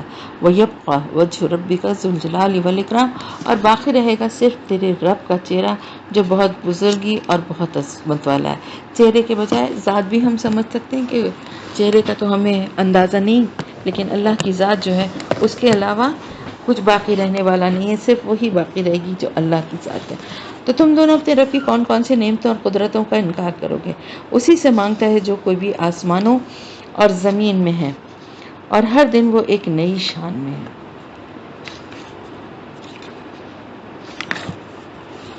تو تم دونوں اپنے رب کی کون کون سی نعمتوں اور قدرتوں کو جھٹلاؤ گے؟ ہم جلد ہی فارغ ہو جائیں گے تمہارے لیے اے دو بھاری ثقلان، بھاری قافلوں، یعنی جنوں انس کے قافلوں سے اللہ تعالیٰ مخاطب ہے کہ تم دونوں اپنے اعمال کے ساتھ ہمارے سامنے جواب دہ ہو گے. تو تمہارے بھاری اس لیے تمہارے ایک ایک عمل کا حساب، ایک ایک عمل کا تم نے بوجھ اٹھایا ہوا ہوگا، اور پھر اس کا ایک ایک عمل کا حساب دینا ہوگا. تو تم دونوں اپنے رب کی کون کون سی نعمتوں اور قدرتوں کا انکار کرو گے؟ یا معاشر الجن والانس ان استطعتم ان تنفذوا من اقطار السماوات والارض فانفذوا، اے لا تنفذون الا بسلطان، اے گروہ جن اور انس یعنی انسانوں اور جنوں کے گروہ سے اللہ تعالیٰ مخاطب ہے، اگر تم طاقت رکھتے ہو آسمانوں اور زمین کے کناروں سے نکل بھاگنے کی تو نکل بھاگو، لیکن تم نہیں نکلو گے مگر اللہ کی سنت کے ساتھ. اللہ کی جو حدود اللہ نے انسانوں اور جنات کے لیے جو مقرر کی ہیں، اس سے آگے جو ہے انسان کو استطاعت نہیں دیے، دونوں کو استطاعت نہیں دی کہ وہ اس حد کو پھلانگ سکیں. تو تم دونوں اپنے رب کی کون کون سی نعمتوں اور قدرتوں کا انکار کرو گے؟ تم پر پھینکے جائیں گے بھڑکتی ہوئی آگ کے شعلے اور دھواں، تو تم لوگ بدلہ نہیں لے سکو گے. تو تم دونوں اپنے رب کی کون کون سی نعمتوں اور قدرتوں کا انکار کرو گے؟ پھر جب آسمان پھٹ جائے گا اور ہو جائے گا گلابی تیل کی تلچھٹ جیسا، فَبِأَيِّ آلَاءِ رَبِّكُمَا تُكَذِّبَانِ، تو تم دونوں اپنے رب کی کون کون سی نعمتوں اور قدرتوں کا انکار کرو گے؟ تو اس روز پوچھنے کی ضرورت نہیں ہوگی نہ کسی جن سے نہ انسان سے اس کے گناہوں کے بارے میں. یعنی ویسے تو سوال جواب اور ایک ایک عمل کا حساب لیا جائے گا، لیکن در حقیقت تو کیا ہوگا کہ نامہ اعمال کی شکل میں سارے انسان کے جو اعمال ہیں وہ سب تو اللہ کے سامنے ہی ہوں گے. پھر انسان کا اپنا چہرہ، اس کے اعضاء جو ہیں وہ بھی اس کی ساری رپورٹ دیں گے اس کی. تم دونوں اپنے رب کی کون کون سی نعمتوں کا قدرتوں کا انکار کرو گے؟ یورف المجرمون بسیماہم فیؤخذوا بالنواصی والاقدام، اور پہچان لیے جائیں گے مجرم اپنے چہروں سے، پھر ان کو پکڑا جائے گا پیشانی کے بالوں سے اور پاؤں سے. تو مجرمین کے اس دن جو چہرے ہوں گے نا، وہ ان چہروں سے ہی اندازہ ہو رہا ہوگا ان کے جس طرح کے پریشان اور خوف زدہ اور اترے ہوئے چہرے ہوں گے. تو فرشتے پھر کیا کریں گے؟ ان کو پیشانی کے بالوں سے اور پیروں کی مدد سے، پاؤں کی مدد سے اٹھا اٹھا کے پکڑ پکڑ کے جہنم کی طرف اچھال اچھال کے پھینکیں گے. تو تم دونوں اپنے رب کی کون کون سی نعمتوں اور قدرتوں کا انکار کرو گے؟ اس وقت ان سے کہا جائے گا کہ یہ ہے وہ جہنم جسے مجرمین جھٹلایا کرتے تھے. یطوفون بینہا و بین حمیم آن، اب وہ چکر لگاتے رہیں گے اس کے اور یعنی اس آگ کے اور کھولتے ہوئے پانی کے درمیان. یعنی آگ کی تپش سے گھبرا کر پانی کی طرف لپکیں گے، اور جب کھولتے ہوئے پانی کا مزہ چکھیں گے تو پھر بھاگیں گے دوبارہ آگ کی طرف. تو تم دونوں اپنے رب کی کون کون سی نعمتوں اور قدرتوں کا انکار کرو گے؟ اب جنت والوں کی بات. وَلِمَنْ خَافَ مَقَامَ رَبِّهِ جَنَّتَانِ، تو جو کوئی اپنے رب کے حضور کھڑے ہونے سے ڈرتا رہا اس کے لیے 2 جنتیں ہیں. اب یہ کون وہ لوگ ہیں؟ وہ لوگ ہیں جو اب دنیا میں اس چیز کا خوف رکھتے ہیں کہ ہمیں اپنے رب کے سامنے حاضر ہونا ہے. تو ظاہر ہے جو یہ خوف دل میں رکھتا ہے وہ گناہوں سے بھی بچتا ہے، اور جو ساری زندگی گناہوں سے صرف یہی سوچ کے بچتا رہا کہ اللہ کے سامنے کھڑے ہونے سے کا خوف اس کے دل میں تھا، اللہ تعالیٰ فرما رہے ہیں کہ اس کے لیے 2 جنتیں ہیں. یعنی ایک تو اس کے نیک اعمال جو اس نے نیک اعمال کے ساتھ زندگی گزاری، اور دوسری جو اس نے اللہ کا خوف دل میں رکھا. فَبِأَيِّ آلَاءِ رَبِّكُمَا تُكَذِّبَانِ، تو تم دونوں اپنے رب کی کون کون سی نعمتوں اور قدرتوں کا انکار کرو گے؟ دونوں بہت سی شاخوں والی ہوں گی. فَبِأَيِّ آلَاءِ رَبِّكُمَا تُكَذِّبَانِ، تو تم دونوں اپنے رب کی کون کون سی نعمتوں اور قدرتوں کا انکار کرو گے؟ فیہما عینان تجریان، دونوں میں دو چشمے بہ رہے ہوں گے، یعنی ہر جنت میں ایک چشمہ رواں ہوگا۔ تو تم دونوں اپنے رب کی کون کون سی نعمتوں اور قدرتوں کا انکار کرو گے؟ فیہما من کل فاکہۃ زوجان، ان دونوں میں ہر قسم کے میوے ہوں گے جوڑوں کی شکل میں، یعنی ہر پھل کی دو قسمیں ہوں گی۔ تو تم دونوں اپنے رب کی کون کون سی نعمتوں اور قدرتوں کا انکار کرو گے؟ متکئین علی فروش بطائنها من استبرق وجن الجنتین دان، تو وہاں وہ تکیے لگائے بیٹھے ہوں گے ایسے بچھونوں پر جس کے استر جو ہیں وہ موٹے ریشم کے ہوں گے، یعنی جو جنت کے بچھونے ہیں ان کے جو اندر کے کپڑے آپ دیکھیں جو فرش بچھائے جاتے ہیں یا جو رضائی یا لحاف بنائے جاتے ہیں، تو ایک نیچے اس کے جو لگتا ہے وہ استر ہوتا ہے نا کپڑا، وہ موٹے ریشم کے ہوں گے۔ اور بیرونی غلاف کیا ہے ان کا ذکر نہیں ہے، تو وہ یعنی ان کے لیے جو کچھ ہوگا انتظام وہ ہمارے ذہن میں آ ہی نہیں سکتا اگر بتایا جائے، اس لیے اس کا ذکر نہیں کیا گیا۔ اور دونوں جنتوں کے پھل جھکے ہوئے ہوں گے، یعنی ہر ایک کی پہنچ میں ہوں گے۔ تو تم دونوں اپنے رب کی کون کون سی نعمتوں اور قدرتوں کا انکار کرو گے؟ فیہن قاصرات الطرف، ان میں ایسی عورتیں ہوں گی جن کی نگاہیں جھکی ہوئی ہوں گی۔ لم یطمثہن انس قبلہم ولا جان، اور ان کو چھوا نہیں ہوگا ان سے پہلے نہ کسی انسان نے اور نہ کسی جن نے۔ فبأي آلاء ربکما تکذبان، تو تم دونوں اپنے رب کی کون کون سی نعمتوں اور قدرتوں کا انکار کرو گے؟ وہ ایسی ہوں گی جیسے کہ لال اور مونگے ہوتے ہیں۔ تو تم دونوں اپنے رب کی کون کون سی نعمتوں اور قدرتوں کا انکار کرو گے؟ هل جزاء الاحسان الا الاحسان، کیا بھلائی کا بدلہ بھلائی کے سوا کچھ اور بھی ہو سکتا ہے؟ فبأي آلاء ربکما تکذبان، تو تم دونوں اپنے رب کی کون کون سی نعمتوں اور قدرتوں کا انکار کرو گے؟ اور ان سے پرے دو جنتیں اور بھی ہیں، یعنی جن جنتوں کا یہ ذکر ہو رہا ہے اس کے علاوہ بھی جنتیں ہیں اللہ تعالیٰ کے پاس۔ تو تم دونوں اپنے رب کی کون کون سی نعمتوں اور قدرتوں کا انکار کرو گے؟ دونوں گہرے سبز رنگ کی ہوں گی، یعنی دونوں جنتوں کا رنگ گہرا سیاہی مائل سبز ہوگا، یعنی بہت گھنی اور سرسبز و شاداب۔ فبأي آلاء ربکما تکذبان، تو تم دونوں اپنے رب کی کون کون سی نعمتوں اور قدرتوں کا انکار کرو گے؟ فیہما عینان نضاختان، ان میں دو چشمے ہوں گے ابلتے ہوئے۔ فبأي آلاء ربکما تکذبان، تو تم دونوں اپنے رب کی کون کون سی نعمتوں اور قدرتوں کا انکار کرو گے؟ ان دونوں میں میوے کھجور اور انار ہوں گے۔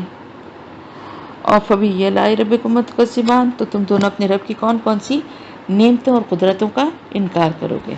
فیہن خیرات حسان، ان میں ہوں گی نہایت نیک سیرت اور خوبصورت عورتیں۔ بس تم دونوں اپنے رب کی کون کون سی نعمتوں اور قدرتوں کا انکار کرو گے؟ حور مقصورات فی الخیام، یعنی حوریں جو کہ ٹھہری ہوئی ہوں گی خیموں میں، یعنی ان کا قیام کہاں ہوگا؟ خیموں میں، خیمے لگے ہوں گے اس میں وہ ٹھہری ہوئی ہوں گی وہ حوریں۔ فبأي آلاء ربکما تکذبان، تو تم دونوں اپنے رب کی کون کون سی نعمتوں اور قدرتوں کا انکار کرو گے؟ لم یطمثہن انس قبلہم ولا جان، اور نہیں چھوا ہوگا ان سے پہلے انہیں نہ کسی انسان نے اور نہ کسی جن نے۔ فبأي آلاء ربکما تکذبان، تو تم دونوں اپنے رب کی کون کون سی نعمتوں اور قدرتوں کا انکار کرو گے؟ متکئین علی رفرف خضر وعبقری حسان، وہ تکیہ لگائے بیٹھے ہوں گے سبز مسندوں پر اور بہت نفیس بچھونوں پر۔ تو تم دونوں اپنے رب کی کون کون سی نعمتوں اور قدرتوں کا انکار کرو گے؟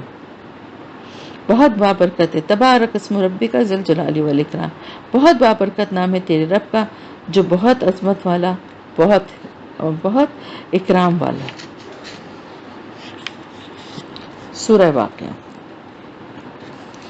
اذا وقعت الواقعہ، جب وہ واقعہ یعنی جو ہونے والا ہے واقعہ وہ ہو جائے گا، وقوع پذیر ہو جائے گا، یعنی وہ قیامت جس کی خبر تم لوگوں کو دی جا رہی ہے جب وہ آ جائے گی۔ لیس لوقعتها کاذبہ، اور جان لو اس کے واقع ہونے میں کوئی جھوٹ نہیں ہے۔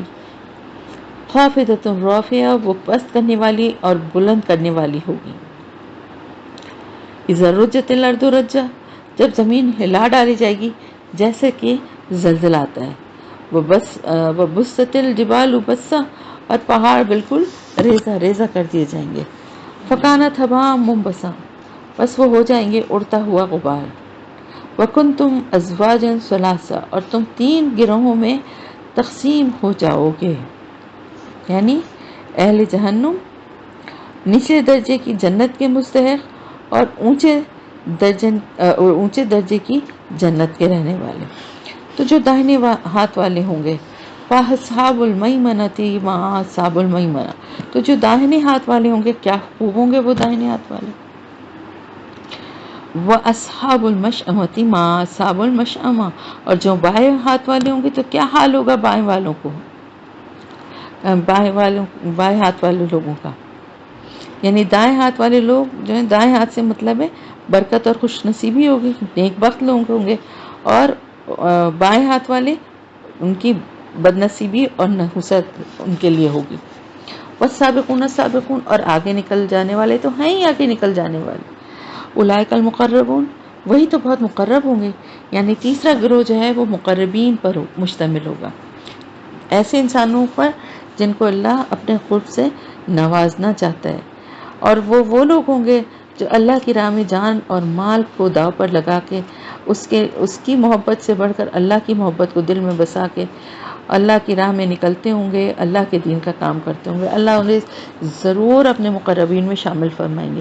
فی جنات النعیم، یہ نعمتوں والے باغات میں ہوں گے۔ ثلۃ من الاولین، یہ بڑی تعداد میں ہوں گے پہلوں میں سے، وقلیل من الاخرین، اور تھوڑے ہوں گے پچھلوں میں سے، یعنی یہاں پر امت مرادیں آگے اور پیچھے کی۔ علی سرور موضونۃ متکئین علیہا متقابلین، جڑاؤ تختوں پر ٹیک لگائے بیٹھے ہوں گے آمنے سامنے، ان پر گردش کر رہے ہوں گے وہ لڑکے جو سدا اسی طرح رہیں گے۔ جیسے کہ گھروں میں چھوٹی عمر کے لڑکوں کو ملازم رکھا جاتا ہے نا، اس کے 2 ریزن ہوتے ہیں، وہ یہ کہ ایک تو ساتھ رہتے رہتے وہ آپ کے مزاج اور آپ کے ٹیسٹ اور آپ کی ان سب چیزوں کو سے واقف ہو جائیں، اور دوسرا یہ کہ چھوٹے لڑکے ہونے کی وجہ سے ان پہ وہ سختی اور پابندی نہیں ہے، آرام سے گھر میں آنا جانا، اور وہ ایک سہولت ہوتی ہے نا جو کہ ایک بڑے عمر کے انسان سے نہیں ہو سکتی۔ پھر اللہ تعالیٰ فرما رہے ہیں کہ وہاں پر کیا کیا چیزیں ہوں گی، آپ خورے ہوں گے، آپ خورے یعنی جیسے سراہیاں ٹائپ کی ہوتی ہیں نا، یہ سراہیاں تو دیکھیں پتہ ہی ہوگا آپ کو، آپ خورے بھی ہوتے ہیں جو جگ کی طرح لمبے ہوتے ہیں، اور لمبی سی ان کی وہ آگے وہ ہوتی ہے ٹوٹی سی جس سے کہ ڈالا جاتا ہے مشروب، تو آپ خورے سراہیاں ہوں گے شراب خالص کے جام لیے ہوئے، اس سے نہ تو ان کے سروں میں کوئی گرانی ہوگی اور نہ ہی وہ بہکیں گے، اور میوے جو وہ پسند کریں گے، اور پرندوں کے گوشت جو انہیں مرغوب ہوں گے، یہ سب نعمتیں اہل جنت کی خدمت میں پیش کر رہے ہوں گے۔ وحور عین، اور حوریں ہوں گی بڑی بڑی آنکھوں والی، کامثال لولو المکنون، جیسے موتی ہوں چھپا کر رکھے گئے، جزام بما کانوا یعملون، یہ بدلہ ہوگا ان کے اعمال کا جو وہ کرتے رہے تھے۔ لا یسمعون فیہا لغوا ولا تاثیما، وہ نہیں سنیں گے اس میں کوئی لغو بات اور نہ ہی کوئی الزام، الا قیلا سلاما سلاما، مگر ان کے لیے ہر طرف سلام ہی سلام کی آوازیں ہوں گی۔ اب اصحاب الیمین، واصحاب الیمین ما اصحاب الیمین، اور اصحاب الیمین کیا کہنے اصحاب الیمین کے، فی صدر مخدود، وہ ہوں گے بیری کے درختوں میں جن میں کانٹے نہیں ہوں گے، وہ تلہ مندود، اور تہ بتہ کیلے، وہ ظل ممدود، اور پھیلے ہوئے سائے، وہ مائی مسکوب، اور بہتا ہوا پانی، وہ فاکہۃ کثیرہ، اور کثرت کے ساتھ میوے، لا مقطوعۃ ولا ممنوعہ، نہ ٹوٹے ہوئے ہوں گے اور نہ ہی پہنچ سے باہر ہوں گے، یعنی جنت کا پھل درختوں سے توڑ کر انہیں پیش نہیں کیا جائے گا، جیسے ان کے لیے اصحاب الیمین، اس سے پہلے کون سے تھے، اس سے پہلے جو جن کا ذکر ہو رہا تھا نا، سابقون کا، مقربون کا، تو یہ جو تھے ہوں گے اب اصحاب الیمین جو ہیں، یہ ان کے ساتھ تھوڑا سا درجہ کم ہوگا۔ اب ان کے لیے کیا ہے کہ جب ان کو پھل حاصل کرنا چاہیں گے تو درخت خود ان کے سامنے جھک جائیں گے، یہ اس سے توڑ لیں، بے روک ٹوک ملیں گے، ایسا نہیں ہوگا کہ کوئی پھل ان کی پہنچ سے دور ہو یا ان کے لیے اسے کھانا ممنوع قرار دیا گیا، لیکن ان کے سامنے پیش نہیں کیے جائیں گے، وہ خود ہی توڑ کے کھا لیں گے، اور ان کے لیے بھی اونچے اونچے بستر اور بچھونے بچھے ہوئے ہوں گے، اور ان کی بیویوں کو اللہ تعالیٰ فرما رہے ہیں ہم نے ان کی بیویوں کو اٹھایا بڑی اچھی اٹھان پر، فجعلناہن ابکارا، پس ہم نے بنایا ہے انہیں کنواریاں، عروباً اترابا، پیار دینے دلانے والیاں ہم عمر، یہ اصحاب الیمین، یہ سب کچھ ہوگا اصحاب الیمین کے لیے، سلۃ من الاولین، جو پچھلوں میں سے بھی بہت ہوں گے، وسلۃ من الآخرین، اور پہلوں میں سے بھی بہت ہوں گے، اور سلۃ من الآخرین، اور پچھلوں میں سے بھی، یعنی پہلے گزرے ہوئے لوگوں میں سے بھی بہت ہیں اور بعد میں آنے والوں میں سے بھی ہوں گے، نیک لوگ یہ جن کا یہاں پہ، جن کے بارے میں یہاں پر یہ بات ہو رہی ہے۔ پھر اصحاب الشمال، اب اصحاب الشمال کون ہیں ان کے بارے میں اصحاب الشمال، ما اصحاب الشمال، اور بائیں والے کیا ہی برا حال ہوگا بائیں والوں کو، فی سموم و حمیم، یعنی جن کو بائیں ہاتھ میں نامہ اعمال دیا جائے گا، وہ ہوں گے تیز گرم ہواؤں، لو والی ہوا اور کھولتے ہوئے پانی میں، وظل من یحموم، اور کالے دھوئیں کے سائے میں، نہ وہ ٹھنڈا ہوگا نہ ہی سکون بخش۔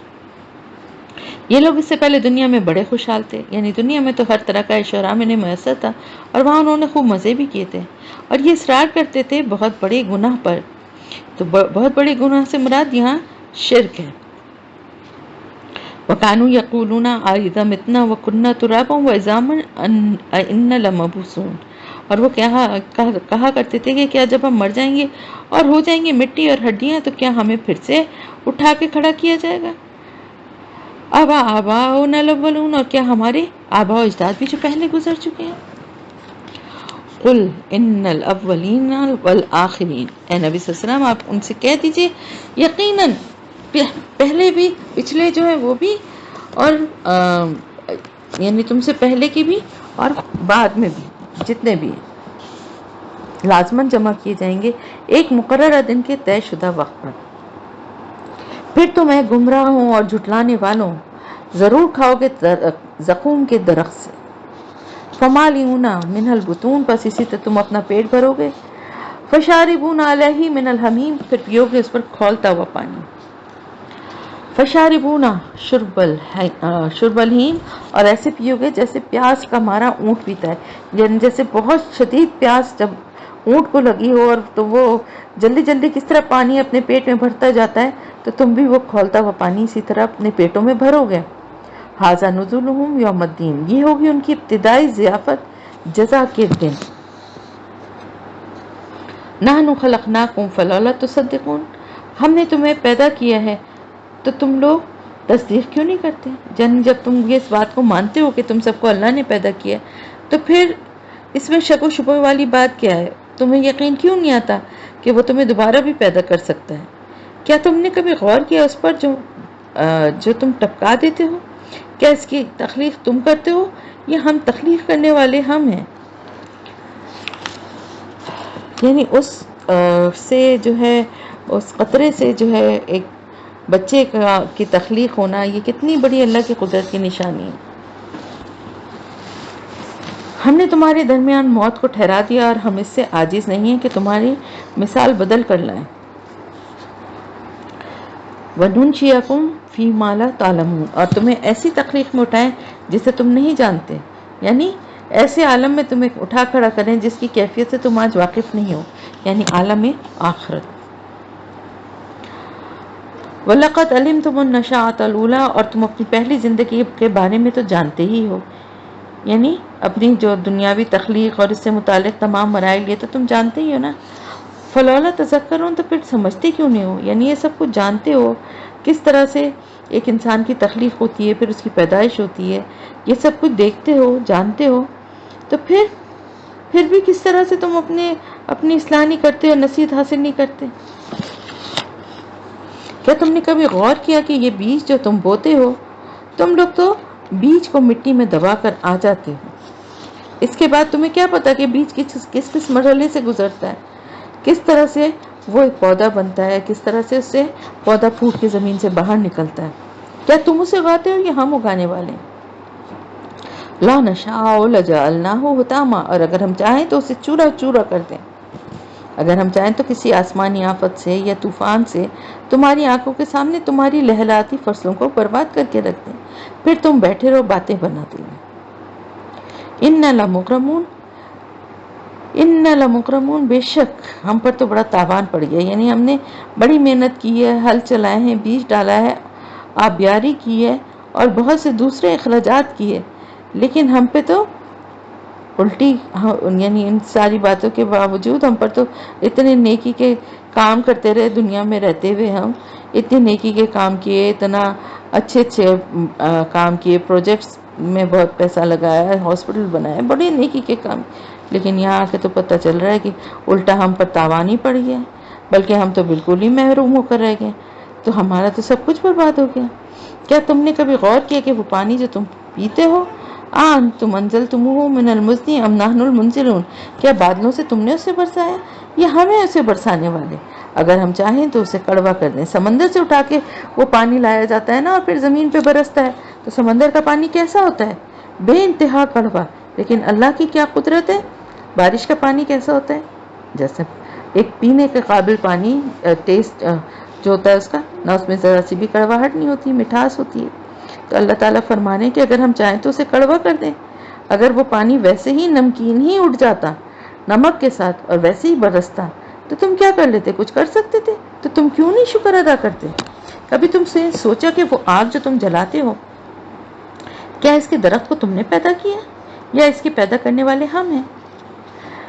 ہم نے بنا دیا اس کو ایک نشانی یاد دلانے کو، ایک بہت فائدہ مند چیز صحرا کے مسافروں کے لیے، جو کہ سورہ یاسین میں آ چکا ہے کہ صحراؤں میں ایسے درخت پائے جاتے ہیں جن کی سبز گیلی شاخوں کو آپس میں رگڑیں تو آگ پیدا ہوتی ہے۔ اور ظاہر ہے آگ کی تو ضرورت ہوتی ہے نا ہر چیز کے لیے، ٹھنڈک ہے تو گرمائی کے لیے بھی، کھانا پکانے کے لیے، تو صحرا میں جبکہ وہاں پہ تو ظاہر ہے نہ گیس ہے، نہ کوئلے ہیں، نہ اور کوئی چیز ہے ہی نہیں، تو ان درختوں سے ہی اللہ پاک نے اس کو ایک بہت بڑی نشانی بنا دیا۔ فسبح باسم ربک العظیم، بس تم تسبیح بیان کرو اپنے رب کے نام کی جو بہت عظمت والا ہے، سبحان ربی العظیم۔ فلا اقسم بمواقع النجوم، بس نہیں، قسم ہے مجھے ان مقامات کی جہاں ستارے ڈوبتے ہیں، اور یقیناً یہ بہت بڑی قسم اگر تم جانو، یعنی اس میں بہت بڑی جو ہے سائنس، اور اس سے جیسے اندازہ ہوتا ہے اس آیت کی جب انشاءاللہ ہم تفسیر کریں گے کہ اس میں کتنی بڑی قسم ہے جو اللہ نے یہاں پر کھائی ہے، اگر انسان کو سمجھ میں آئے۔ ایک وقت آئے گا کہ ان کی حقیقت سے متعلق معلومات حاصل ہوتی جائیں گی، جیسے کہ ابھی بھی بہت کچھ ہو گیا ہے، لیکن آگے اور مزید جتنی ترقی ہوتی جائے گی تو پھر احساس ہوگا کہ کتنی بڑی، کتنی عظیم قسم پیش کی ہے۔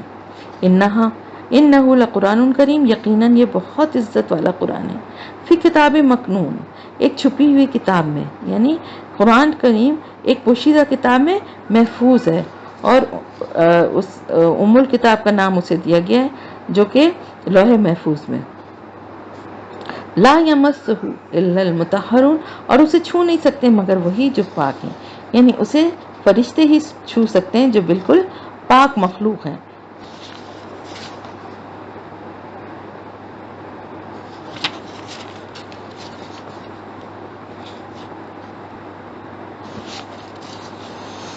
تنزیل من رب العالمین، اس کا اتارا جانا ہے رب العالمین کی طرف سے، رب العالمین کی طرف سے یہ اس کا نزول ہے۔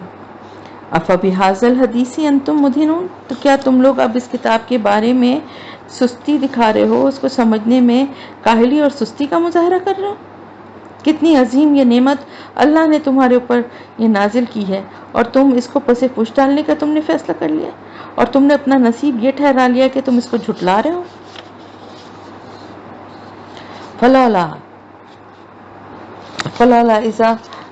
فلولا اذا بلغت الحلقوم، تو کیوں نہیں جب جان حلق میں آ کر پھنس جاتی ہے، وانتم حینئذ تنظرون، اور تم اس وقت دیکھ رہے ہوتے ہو، یعنی کہ انسان کے وقت نظر کی کیفیت ہے کہ جب کسی انسان کی موت آتی ہے اور اس کی جان حلق میں پھنسی ہوئی ہوتی ہے، اس وقت کا تصور کرو کہ وہ انسان کسی کا بیٹا، کسی کا بھائی، کسی کا باپ، کسی کی والدہ ہے، یا کسی کی بیوی ہے، کسی کی بیٹی ہے، تو اس پہ وہ کیسی بے بسی کی تصویر بنا وہ دیکھ رہا ہوتا ہے، اپنے باقی سارے عزیز اس کی کیفیت کو دیکھ رہے ہوتے ہیں اور وہ کس طرح بے بسی سے دیکھ رہا ہوتا ہے، اور اس وقت اس کو نظر آ جاتا ہے، اس کو سمجھ میں آ جاتا ہے۔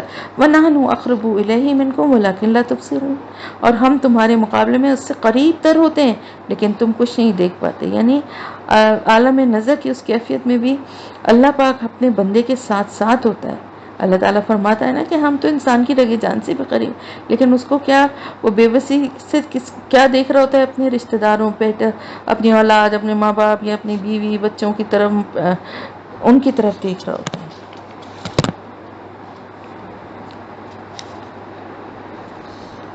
فلولا ان کنتم، اللہ تعالیٰ فرما رہے ہیں فلولا ان کنتم غیر مدینین ترجعونہا ان کنتم صادقین، تو اگر تم کسی کے اختیار میں نہیں ہو تو اس کو لوٹا کیوں نہیں لیتے اگر تم سچے ہو؟ یعنی اگر تم سمجھتے ہو کہ اللہ نے بنایا ہے اور نہ یہ موت اللہ کی طرف سے آ رہی ہے، سب کچھ تمہارے اختیار میں، تو اس موت کو پلٹا دو نا، مت مارو۔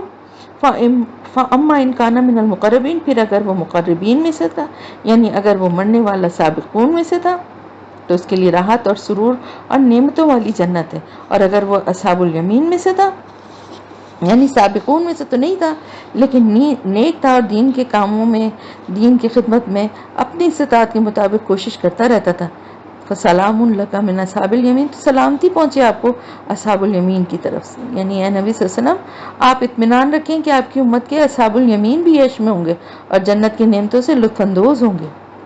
وَأَمَّا إِنْ كَانَ مِنَ الْمُكَذِّبِينَ الضَّالِينَ، اور اگر وہ تھا جھٹلانے والوں اور گمراہوں میں سے، استغفر اللہ، فَنُزُولٌ مِّنْ حَمِيمٍ، تو اس کے لیے مہمانی ہے کھولتے پانی سے، وَتَصْلِيَةُ جَحِيمٍ، اور جہنم میں جلنا ہے۔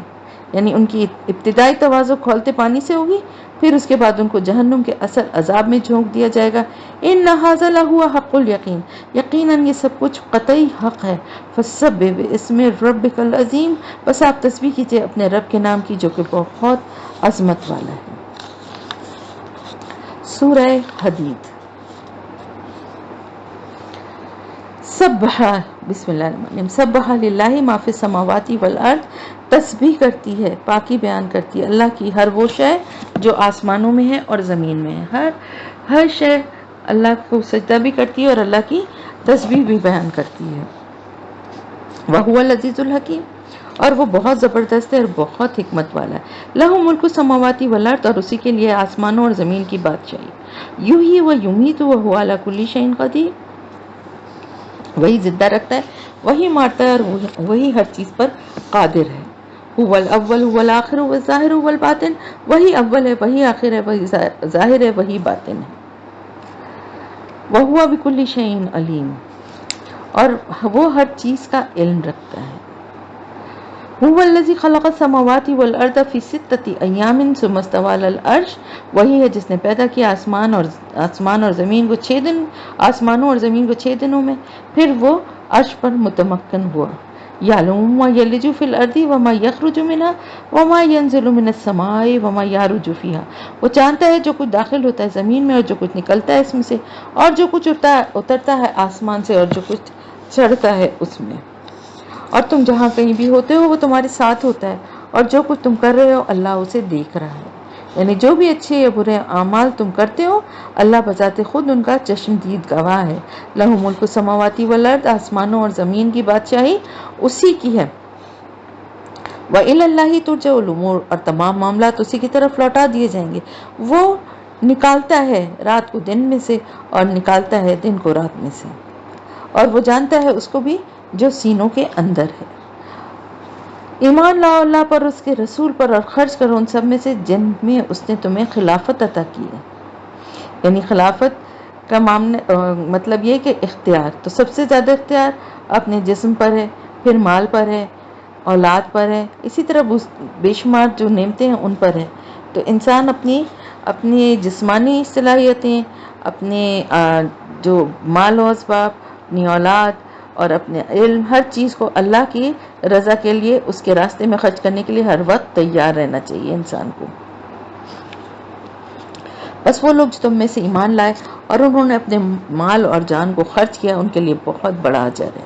اور تمہیں کیا ہو گیا کہ تم نہیں ایمان رکھتے اللہ پر؟ والرسول یدعوکم لتؤمنوا بربکم، جبکہ رسول محمد صلی اللہ علیہ وسلم تمہیں دعوت دے رہے ہیں کہ تم ایمان رکھو اپنے رب پر. وقد اخذ میثاقکم، اور دیکھو وہ تم سے عہد بھی لے چکے ہیں. یعنی اگر تم ایمان کے دعوے دار ہو تو غور کرو کہ تم نے اپنے رب کے ساتھ کتنے عہد کیے ہوئے ہیں. ایک تو وہ جو عہد الست ہے، پھر اس کے بعد جو آپ صلی اللہ علیہ وسلم کو رسول، اللہ کا رسول ماننے کے بعد عہد اطاعت جو کیا تھا، پھر وہ عہد جو جس میں کہ اللہ نے جس کے بدلے میں اہل ایمان سے ان کی جانیں اور مال خرید لی، یہ بھی ایک عہد ہے نا، اور بدلے میں ان سے جنت کا وعدہ ہے. ان کنتم مومنین، اگر تم حقیقی مومن ہو.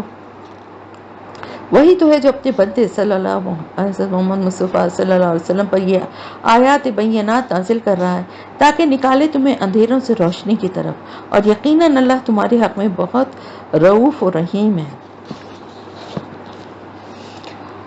اور تمہیں کیا ہو گیا، تم خرچ نہیں کرتے اللہ کی راہ میں، جبکہ اللہ ہی کے لیے آسمانوں اور زمین کی وراثت.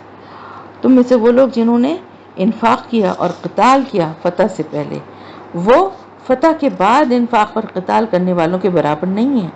یعنی اس وقت تک تو کوئی دین کو اتنا عروج حاصل نہیں تھا، کوئی اتنا اس وقت تک جو ہے سختیاں زیادہ تھیں، تکلیفیں تھیں، جان کا خوف تھا. اس وقت جن لوگوں نے اپنی جان اور اپنے مال کی قربانی اللہ کی راہ میں کی دی ہے اور اس سے ہچکچائے نہیں ہے، وہ بعد والوں کے برابر تو نہیں ہو سکتا نا، ان کا درجہ برابر نہیں ہو سکتا. اولئک اعظم درجۃ من الذین انفقوا من بعد وقاتلوا، ان لوگوں کا درجہ بہت بلند ہے ان کے مقابلے میں جنہوں نے انفاق اور قتال کیا فتح کے بعد. وکلا وعد اللہ الحسنی واللہ بما تعملون خبیر، اگرچہ ان سب سے اللہ نے بہت اچھا وعدہ فرمایا ہے اور جو کچھ تم کر رہے ہو اللہ اس سے باخبر ہے. یعنی بعد میں بھی جو اللہ کے لیے جو انفاق جو کر رہے ہیں اور جنہوں نے کیا اور قتال کیا، ان کے لیے بھی بہت اچھا اللہ کا وعدہ ہے. لیکن یہ کہ وہ درجے میں اور ان کے یعنی اجر میں جو سابقون اور اولون ہیں ان کے برابر نہیں ہو سکتے. پھر اللہ تعالیٰ فرما رہا ہے کون ہے جو اللہ کو قرض دے، قرض حسنہ فَيُضَاعِفَهُ لَهُ وَلَهُ أَجْرٌ کریم، کہ وہ اس کے لیے اسے بڑھاتا رہے اور اس کے لیے بڑا باعزت اجر ہے. یعنی اللہ سے بڑھ کر اور کون بہتر اجر دے سکتا ہے؟ ایسا منافع کہاں سے مل سکتا ہے؟ کہیں سے نہیں. تو اس لیے ایمان والوں تم آگے بڑھو اور اپنے رب کی پکار پر لبیک ہو اور اپنا مال اور وقت قربان کر دو اس کی رضا کے لیے، اور اپنی صلاحیتیں بھی اور اپنی جان کو بھی کھپا دو اس کی راہ میں. جس دن تم لوگ دیکھو گے، جس دن تم دیکھو مومن مردوں اور مومن عورتوں کو کہ ان کا نور دوڑتا ہوا ہوگا ان کے سامنے اور ان کی داہنی طرف، یہ ایمان کا نور ہوگا جو داہنی طرف ان کے اعمال صالح کی روشنی ہوگی اور ان کے سامنے ان کے ایمان کا نور ہوگا. بشراکم الیوم جنات تجری من تحتها الانہار خالدین فیہا، ان سے کہا جائے گا آج تمہارے لیے بشارت ہے، خوشخبری ہے ان جنتوں کی، ان باغات کی جن کے نیچے نہریں بہ رہی ہیں، تم رہو گے اس میں ہمیشہ ہمیشہ. ذالک هو الفوز العظیم، یقیناً یہی بہت بڑی کامیابی ہے. یوم یقول المنافقون والمنافقات للذین آمنوا انظرونا نقتبس من نورکم، جس دن کہیں گے منافق مرد اور منافق عورتیں ایمان والوں سے کہ ذرا ہمارا انتظار کرو کہ ہم بھی تمہاری روشنی سے فائدہ اٹھا لیں. تو اس دن دیکھیں جو پلسرات کی طرف جب جائیں گے تو ہر طرف گھٹا ٹوپ اندھیرا ہوگا. دنیا میں اس تاریکی اور اس اندھیرے کا انسان تصور ہی نہیں کر سکتا، کیونکہ کتنی بھی تاریکی ہو تو آسمان پہ ستارے اور چاند اور ستارے یا کہیں نہ کہیں پہ کچھ نہ کچھ لائٹ، کہیں آپ کے ایریا میں لائٹ گئی ہے تو کہیں سے کچھ تھوڑی سی روشنی دور کے ایریا سے یا کہیں سے کچھ نہ کچھ آپ کو روشنی کسی کے گھر میں جلنے والی. تو بالکل وہ والی تاریکی جو ہے نا اس کا تصور دنیا میں رہتے ہوئے نہیں کیا جا سکتا. اتنی شدید وہ تاریکی ہوگی کہ جس میں ایک کرن بھی روشنی کی نہیں ہوگی. اس میں پھر روشنی صرف اور صرف کن کے پاس ہوگی؟ مومن مردوں اور مومن عورتوں کے پاس. ان کے جو ایمان لانے کے بعد جو انہوں نے نیک عمل کیے ہوئے ہوں گے وہ ان کی داہنی جانب سے سیدھی طرف سے وہ روشنی ان کے اوپر پڑ رہی ہوگی اور سامنے ان کے نور ہوگا ایمان کا. وہ ان کو راستہ دکھاتا جائے گا۔ اب یہ حال جب وہ دیکھیں گے منافق مرد اور منافق عورتیں، تو وہ ایمان والوں سے کہیں گے کہ ہمارا انتظار کرو ذرا، ہم تمہارے پیچھے پیچھے ہم بھی تھوڑا راستہ دیکھ لیں، ہمیں بھی راستہ مل جائے۔ تو ان سے کیا کہا جائے گا؟ قیل ارجعوا وراءکم فالتمسوا نورا، ان سے کہا جائے گا پیچھے کی طرف لوٹ جاؤ اور تلاش کرو اپنے نور کو۔ انہیں بتایا جائے گا کہ پیچھے لوٹ جاؤ، پیچھے کہاں؟ واپس اس دنیا میں، کیونکہ یہ نور تو یہاں سے نہیں ملتا۔ جن لوگوں کے پاس تمہیں نور نظر آ رہا ہے وہ اسے دنیا سے کما کر لائیں، چنانچہ اگر اب تمہیں اس کی ضرورت محسوس ہو رہی ہے تو تمہیں اس کے لیے واپس دنیا میں جانا ہوگا اور وہاں جا کر اسے تلاش کرنا ہوگا، لیکن اب اس کا کوئی امکان نہیں ہے۔ پھر ان کے درمیان ایک دیوار کھڑی کر دی جائے گی جس میں ایک دروازہ ہوگا، تو اس دیوار کے اندرونی جانب رحمت ہوگی اور اس کے باہر کی طرف عذاب ہوگا۔ یعنی جب وہ ان کی طرف سے، مومنین کی طرف سے جو ہلکی سی روشنی کی وہ لالچ میں وہ ان کے پیچھے پیچھے لپکیں گے اور بھاگیں گے کہ ہم بھی انہی کے ساتھ اسی رو میں ان کے ساتھ نکل جائیں، تو ایک دیوار حائل ہو جائے گی ان کے اور اہل ایمان کے بیچ میں۔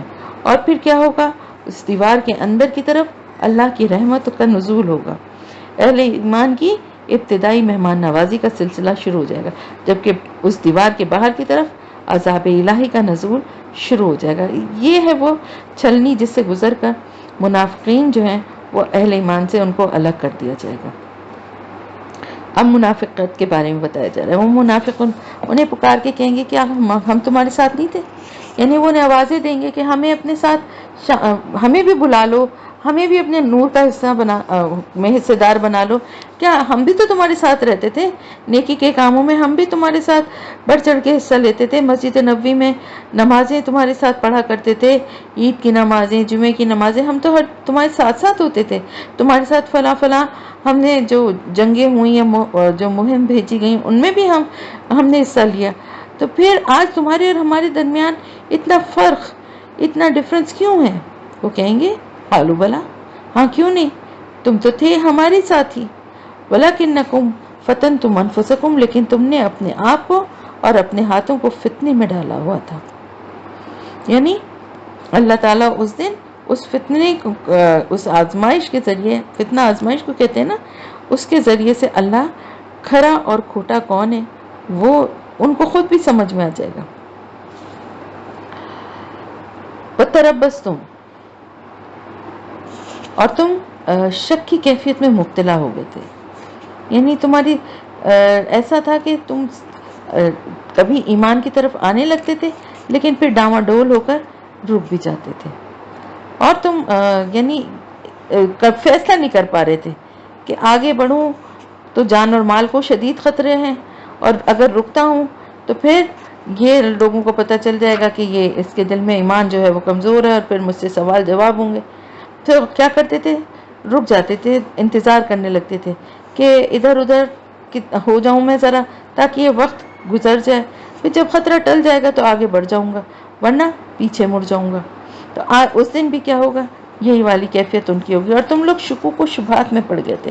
یعنی پھر اس کے بعد نیکسٹ اسٹیج کیا تھا؟ پہلے تو سنتے تھے اور ایمان کے معاملے میں یہ ڈاواڈول ہوتے تھے، لیکن پھر اس کے بعد ان کی منافقت جو ہے وہ اور بڑھی، اور پھر کیا ہوا؟ پہلے اللہ کے مقابلے میں مال اور اولاد کی محبت نے فتنے میں ڈالا، پھر ایک ایسا مرحلہ بھی آیا کہ جب بچہ کچھ ایمان جو تھا اس میں بھی شکوک و شبہات پیدا ہونا شروع ہو گئے کہ پتہ نہیں سچی بات کیا ہے، واقعی قیامت آئے گی بھی کہ نہیں، پتہ نہیں مر کر زندہ ہونے کی یہ باتیں سچی بھی ہیں، ایسی کہانیاں تو نہیں ہیں، یہ دنیا تو بہرحال ایک حقیقت ہے، اس میں سب موجود ہیں، لیکن آخرت کا کیا اعتبار؟ یہاں کا عیش اور یہاں کے مزے تو ابھی مل رہے ہیں نا، ان آرام و سائش، اس ساری آرام و سائش کو آخرت کے وعدے پر قربان کر دوں، پتہ نہیں اس کا اجر ملے گا بھی کہ نہیں۔ پھر اس سے بھی بڑھ کر اللہ تعالیٰ نے بتایا کہ پھر کیا؟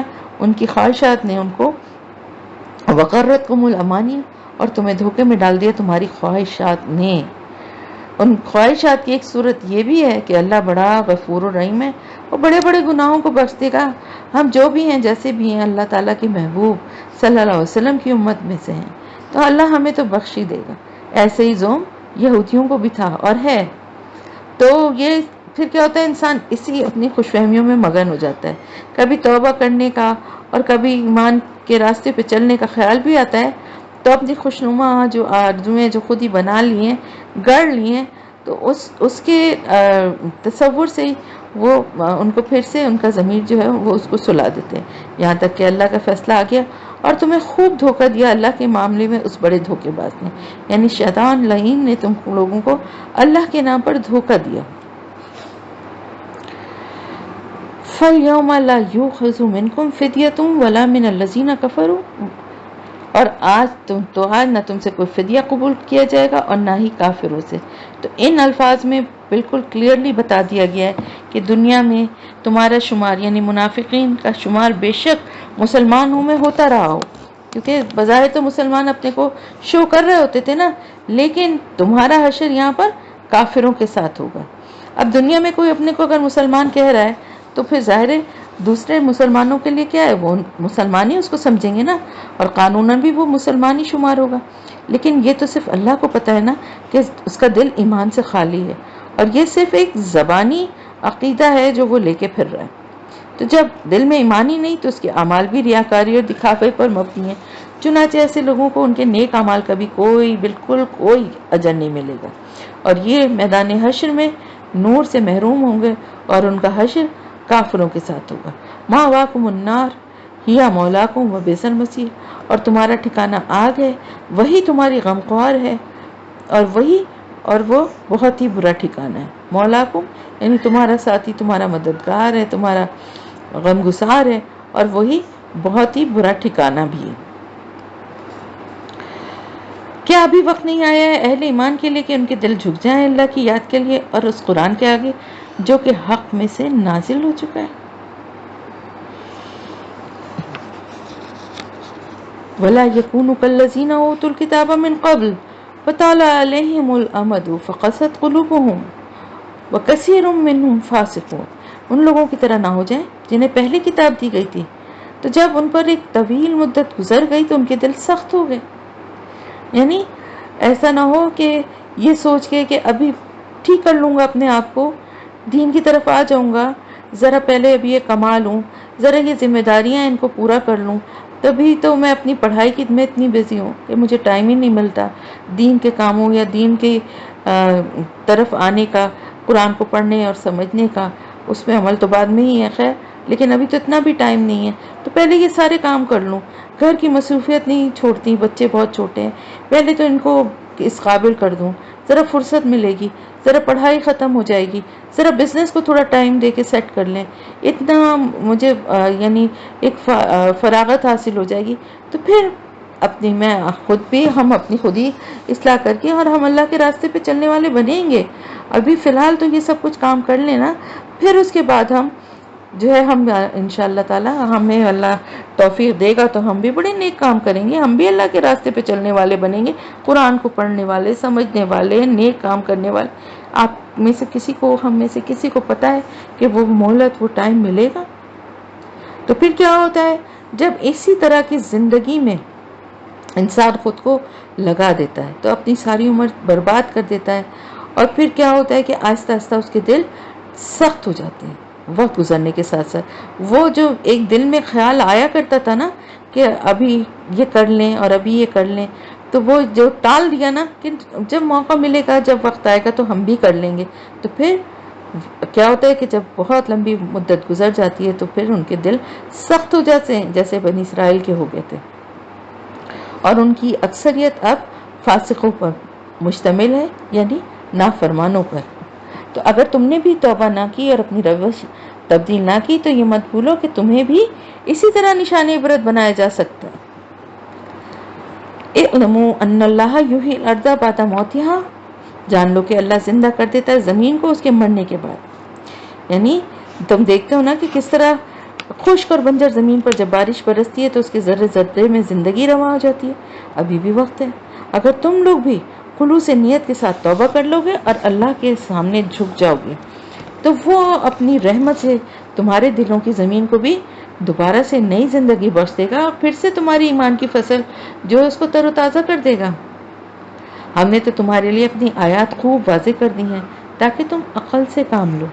ان المصدقین والمصدقات وقرضوا اللہ قرضا حسنا یضاعف لهم ولهم اجر کریم۔ یقیناً صدقہ دینے والے مرد اور صدقہ دینے والی عورتیں اور جو قرض دیں اللہ کو قرض حسنا، ان کو کئی گنا بڑھا کر دیا جائے گا اور ان کے لیے بڑا باعزت اجر بھی ہے۔ اور وہ لوگ جو ایمان لائے اللہ پر اور اس کے رسولوں پر، وہی ہیں صدیق اور شہداء اپنے رب کے پاس۔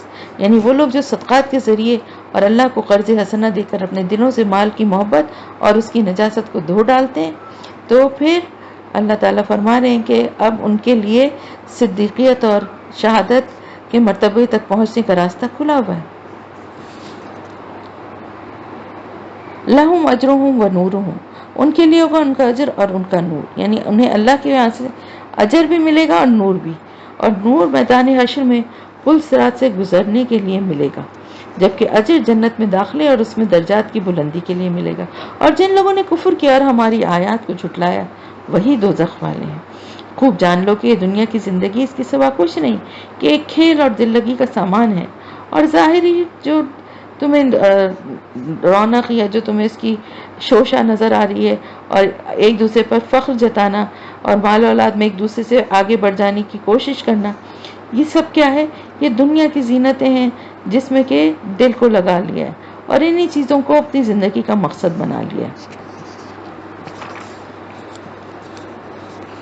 انسانی زندگی کی مثال ایسی ہے جیسے بارش برستی ہے تو اس سے پیدا ہونے والا جو نباتات ہیں یا جو سبزہ ہے کسانوں کو بہت اچھا لگتا ہے، پھر وہ کھیتی اپنی پوری قوت پر آتی ہے، پھر تم دیکھتے ہو کہ وہ زرد ہو جاتی ہے، ثم یکون حطاما، پھر وہ کٹ کر چورا چورا ہو جاتی ہے۔ یعنی جس طرح تمہاری اصل زندگی کیا ہے؟ آخرت کی زندگی ہے، اور وہاں کی نعمتیں اور جو صحبتیں ہیں وہ بھی دائمی اور ابدی ہیں۔ تو یہاں کی زندگی کی حیثیت کیا ہے کہ بچہ پیدا ہوتا ہے، خوشیاں منائی جاتی ہیں، پھر وہ جوان ہوتا ہے، اپنی قوت کو پہنچتا ہے، پھر عمر ڈھلتی ہے، بالوں میں سفیدی آ جاتی ہے، بڑھاپا آ جاتا ہے، پھر موت آنے پر اسے زمین میں دبا دیا جاتا ہے جہاں وہ مٹی میں مل کر مٹی ہو جاتا ہے۔ تو عقل اور سمجھ کا تمہاری تقاضا کیا ہے کہ تم اپنی آخرت کی فکر کرو، اور آخرت میں بہت سخت عذاب ہے یا پھر اللہ کی طرف سے مغفرت اور اس کی رضا، یہ دونوں چیزیں اللہ کے اوپر جو ایمان رکھنے والے مومنین جو ہیں، اللہ کے احکامات پہ عمل کرنے والے، اللہ کے خوف سے گناہوں سے بچنے والے نیک متقی لوگ جو ہیں، اللہ تعالیٰ کے پاس ان کے لیے کیا ہے؟ مغفرت اور اس کی رضا ہے۔ اور وہ لوگ جو اللہ کی آیات کا انکار کرتے ہیں اور اس پر عمل نہیں تو دور کی باتیں پہلے ان آیات کا ہی انکار کرتے ہیں اور اس کو جھٹلاتے ہیں، تو ان کے لیے آخرت میں بہت سخت عذاب ہے۔ وَمَا الْحَيَاةُ الدُّنْيَا إِلَّا مَتَاعُ الْغُرُورِ، اور دنیا کی زندگی تو سوائے دھوکے کے سامان کے اور کچھ بھی نہیں ہے۔ سابقوا الی مغفرۃ من ربکم وجنۃ عرضها کارض السماء والارض، ایک دوسرے سے آگے بڑھنے کی، سبقت لے جانے کی کوشش کرو اپنے رب کی مغفرت حاصل کرنے کے لیے اور اس جنت کی طرف جس کی وسعت آسمان اور زمین جیسی، یعنی آسمانوں اور زمینوں جیسی ہے، اس سے بھی زیادہ بڑھ کر ہے۔ اعدت للذین آمنوا باللہ ورسولہ، اور وہ تیار کی گئی ان لوگوں کے لیے جو ایمان لائے اللہ پر اور اس کے رسولوں پر۔ ذالک فضل اللہ یؤتیہ من یشاء واللہ ذو الفضل العظیم، یہ تو اللہ کا فضل ہے، جس کو بھی وہ چاہے گا دے گا، اور اللہ ہے بہت بڑے فضل والا۔ اور نہیں پڑتی کوئی بھی مصیبت زمین میں اور نہ تمہاری جانوں میں مگر یہ کہ وہ ایک کتاب میں درج ہے اس سے پہلے کہ ہم اسے ظاہر کریں۔ ان ذالک علی اللہ یسیر، یقیناً یہ اللہ پر بہت آسان ہے۔ یعنی کائنات کی ایک ایک چیز کا پوری تفصیل سے احاطہ کرنا، انسان کو یہ بات عجیب یا مشکل لگے، لیکن اللہ کے لیے یہ بات بالکل بھی مشکل نہیں ہے۔ اور یہ بات اس لیے بتائی جا رہی ہے تاکہ تم افسوس نہ کیا کرو اس پر جو تمہارے ہاتھ سے جاتا رہتا ہے، کیونکہ اگر بڑے سے بڑے نقصان پر بھی انسان جو ہے وہ یہ کہے کہ اللہ تعالیٰ کو میرے حق میں ایسے ہی منظور تھا اور اس چیز کے میرے ہاتھ سے نکل جانے میں ہی میری بہتری تھی، کیونکہ مجھے تو پتہ نہیں ہے، اللہ کو علم ہے کہ میرے لیے کیا بہتر ہے اور کیا بہتر نہیں ہے، اور اس پر اترایا نہ کرو جو وہ تمہیں دے دے، اور اللہ کو بالکل پسند نہیں ہے اترانے والے اور فخر کرنے والے۔ یعنی دنیا کی نعمتیں اگر کسی انسان کو اللہ نے دی ہیں تو جو کچھ بھی دیا جاتا ہے وہ دراصل اس کی آزمائش کے لیے دیا جاتا ہے، اس لیے نہیں دیا جاتا ہے کہ اس پہ اترائے اور اس پہ تکبر کرے اور اس کو اپنی ہی صلاحیتوں اور اپنی ہی علم اور اپنی ہی نیکیوں کا صلہ سمجھ کے ان پہ اترائے اور اکڑے۔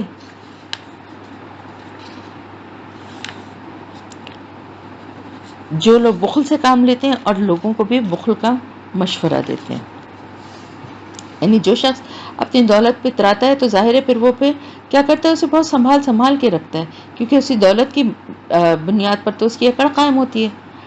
تو وہ نہ صرف یہ کہ خود بخل سے کام لیتا ہے بلکہ دوسروں کو بھی اللہ کی راہ میں خرچ کرنے سے روکتا ہے۔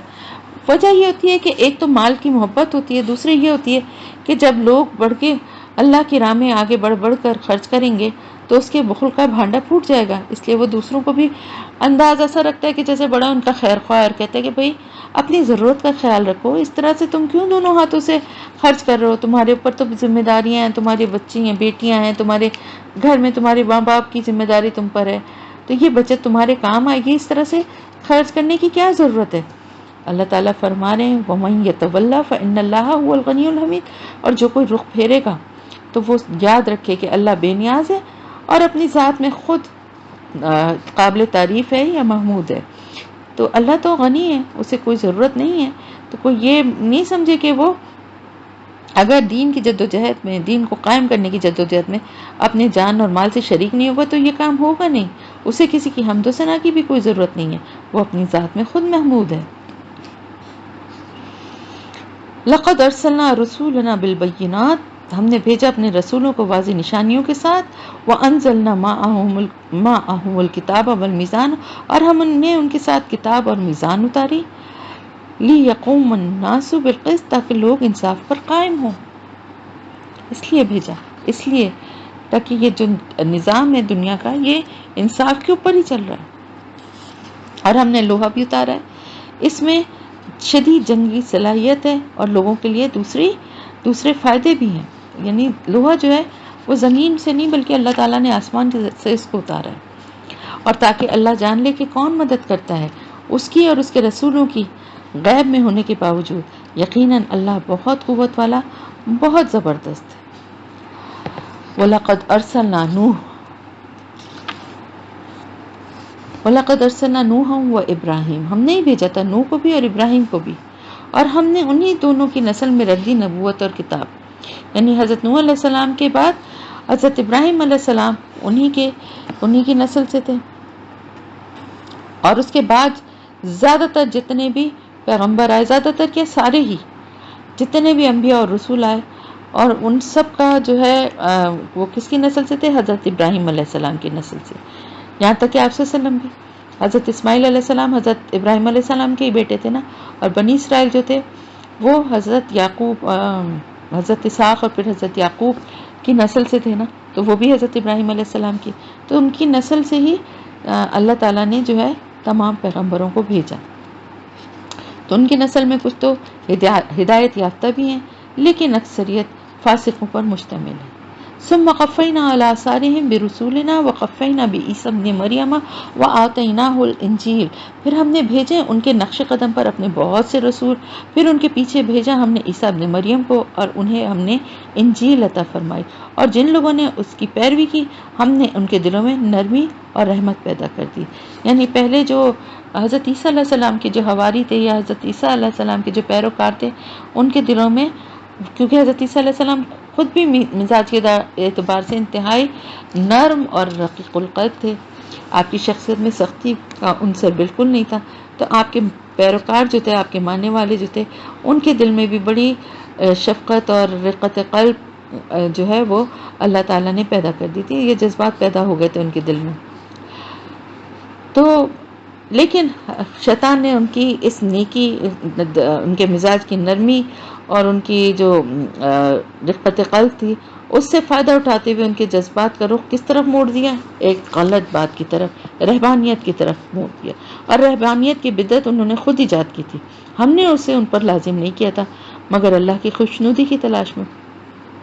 تو اس آیت کے دو مفہوم ہیں، ایک تو یہ کہ رہبانیت انہوں نے اللہ کی رضا حاصل کرنے کے لیے اختیار کی تھی، اس میں ان کی کوئی بدنیتی کا عنصر شامل نہیں تھا، لیکن اس کا دوسرا مفہوم یہ بھی ہے کہ ہم نے تو ان پر کچھ لازم نہیں کیا تھا سوائے اس کے کہ وہ اللہ کی رضا تلاش کریں، لیکن انہوں نے اللہ کی رضا حاصل کرنے کے لیے نفس کشی، ترک دنیا، رہبانیت کہ زندگی بسر کرنے کا، یعنی نکاح ہی نہیں کرنا ہے، دنیا کو چھوڑ کے ویرانوں میں رہنا ہے، یہ زندگی بسر کرنے کا راستہ اختیار کر لیا، جبکہ حقیقت میں یہ اللہ کی رضا کا راستہ نہیں ہے۔ اللہ کی رضا حاصل کرنے کا تو صحیح راستہ ہے کہ اللہ کے لیے، دین کے لیے کام کرے، جہاد کرے، یہ ہے اللہ کے دین پہ چلنے والوں کا راستہ، یہ ہونا چاہیے۔ پھر وہ اس کی رعایت بھی نہیں کر سکے جیسا کہ اس کی رعایت کرنے کا حق تھا، یعنی اتنی غیر فطری ایک انہوں نے اپنے پر پابندی عائد کی تھی، تو اس کو ساری عمر اس فیصلے کو نبھانا بھی بہت مشکل ہو گیا۔ تو پھر کیا ہوا کہ یہ راہب اور راہبائیں جو تھی بظاہر تو یہ عہد کرتے تھے کہ ہم زندگی میں شادی نہیں کریں گے اور خانقاہوں میں رہتے تھے، لیکن اپنی فطرت کے ہاتھوں مجبور ہو گئے پھر کیا کرتے تھے، زناکاریوں میں مبتلا ہو جاتے تھے۔ اور پھر ان کے اس طرز عمل کی وجہ سے کیا ہوا کہ ان کی مذہبی جو خانقاہیں اور وہاں پر یہ اس طرح کا گناہ جو ہے یہ بہت ہونے لگا، اور پھر ان بچوں کو وہیں دفن کر دیا جاتا تھا جو ناجائز بچے پیدا ہوتے تھے۔ تو اللہ تعالیٰ نے ایک فطری طریقہ، ایک دین کے حساب سے ایک درست طریقہ ہے وہ نکاح کا، وہ بتایا ہے نا۔ تو اگر کوئی غیر فطری طریقہ اختیار کرتا ہے تو پھر ظاہر ہے وہ جو ہے اس کا حق ادا کرنے میں ناکام ہو جائے گا۔ وَآتَيْنَا الَّذِينَ آمَنُوا مِنْهُمْ أَجْرَهُمْ، تو ہم نے ان میں سے ان لوگوں کو ان کا اجر دیا جو ایمان لے آئے، یعنی یہ ان عیسائیوں کا ذکر ہے جو آپ صلی اللہ علیہ وسلم کی بعثت سے پہلے صاحب ایمان تھے۔ اور یہاں پر ایک مفہوم یہ بھی ہے کہ وہ اہل کتاب یا وہ عیسائی جو آپ صلی اللہ علیہ وسلم پر ایمان لا کر مسلمان ہو گئے، انہیں ان کا اجر دیا جائے گا۔ وَكَثِيرٌ مِّنْهُمْ فَاسِقُونَ، لیکن ان کی اکثریت فاسقوں پر، نافرمانوں پر مشتمل ہے۔ یا ایھا الذین آمنوا اتقوا اللہ وآمنوا برسولہ، اے لوگو جو ایمان لائے ہو اللہ کا تقوی اختیار کرو اور اس کے رسول محمد صلی اللہ علیہ وآلہ وسلم پر ایمان لے آؤ، وہ تمہیں دوہرا حصہ عطا کرے گا اپنی رحمت سے۔ یعنی اہل کتاب کے وہ لوگ جو کہ اپنی کتاب پہ صحیح طرح سے عمل کرنے والے ہیں اور صاحب ایمان ہیں، اگر وہ حضور صلی اللہ علیہ وسلم پر بھی ایمان لے آئیں گے تو انہیں دوہرا اجر ملے گا، اور وہ تمہیں ایسا نور عطا فرمائے گا جس کو تم لے کر چل سکو گے، یعنی جو کہ پل صراط سے گزرتے وقت ان کے کام آئے گا۔ وَيَغْفِرْ لَكُمْ وَاللَّهُ غَفُورٌ رَحِيمٌ، اور وہ تمہیں بخش دے گا، اور اللہ بہت بخشنے والا، بہت رحم کرنے والا ہے۔ یہ اس لیے کہ تاکہ اہل کتاب یہ نہ سمجھ لیں کہ اللہ کے فضل پر اب ان کا کوئی حق نہیں ہے، یعنی آپ صلی اللہ علیہ وسلم کے نبوت کے بعد وہ کہیں یہ نہ سمجھ لیں کہ ہمارا تو اب کچھ رہا ہی نہیں ہے اور ہمارا دین بھی کینسل، ہماری کتاب بھی کینسل ہے اور ہماری شریعت بھی کینسل، تو اللہ کے فضل پر اب ہمارا کوئی حق ہی نہیں رہا۔ ان کے لیے یہی راستہ ہے کہ وہ حضور اکرم صلی اللہ علیہ وسلم کی لائے ہوئے دین پر وہ ایمان لے آئیں اور مسلمان ہو جائیں، تو ان کے لیے ڈبل اللہ تعالیٰ نے فائدہ، دوہرا اجر لکھا ہے اللہ پاک نے کہ ان کو ملے گا۔ اہل کتاب کو اچھی طرح معلوم ہو جائے کہ وہ ایمان لائے بغیر ان کو اللہ کے فضل پر کوئی قدرت حاصل نہیں ہوگی، لیکن اگر وہ ایمان لے آتے تو پھر ان کو بھی اللہ کے فضل، ان کو بھی اللہ کا فضل حاصل ہوگا۔ وَأَنَّ الْفَضْلَ بِيَدِ اللَّهِ يُؤْتِيهِ مَن يَشَاءُ وَاللَّهُ ذُو الْفَضْلِ الْعَظِيمِ، اور فضل یقیناً اللہ کے ہاتھ میں، وہ جس کو چاہتا ہے دیتا ہے، اور اللہ بہت فضل والا ہے۔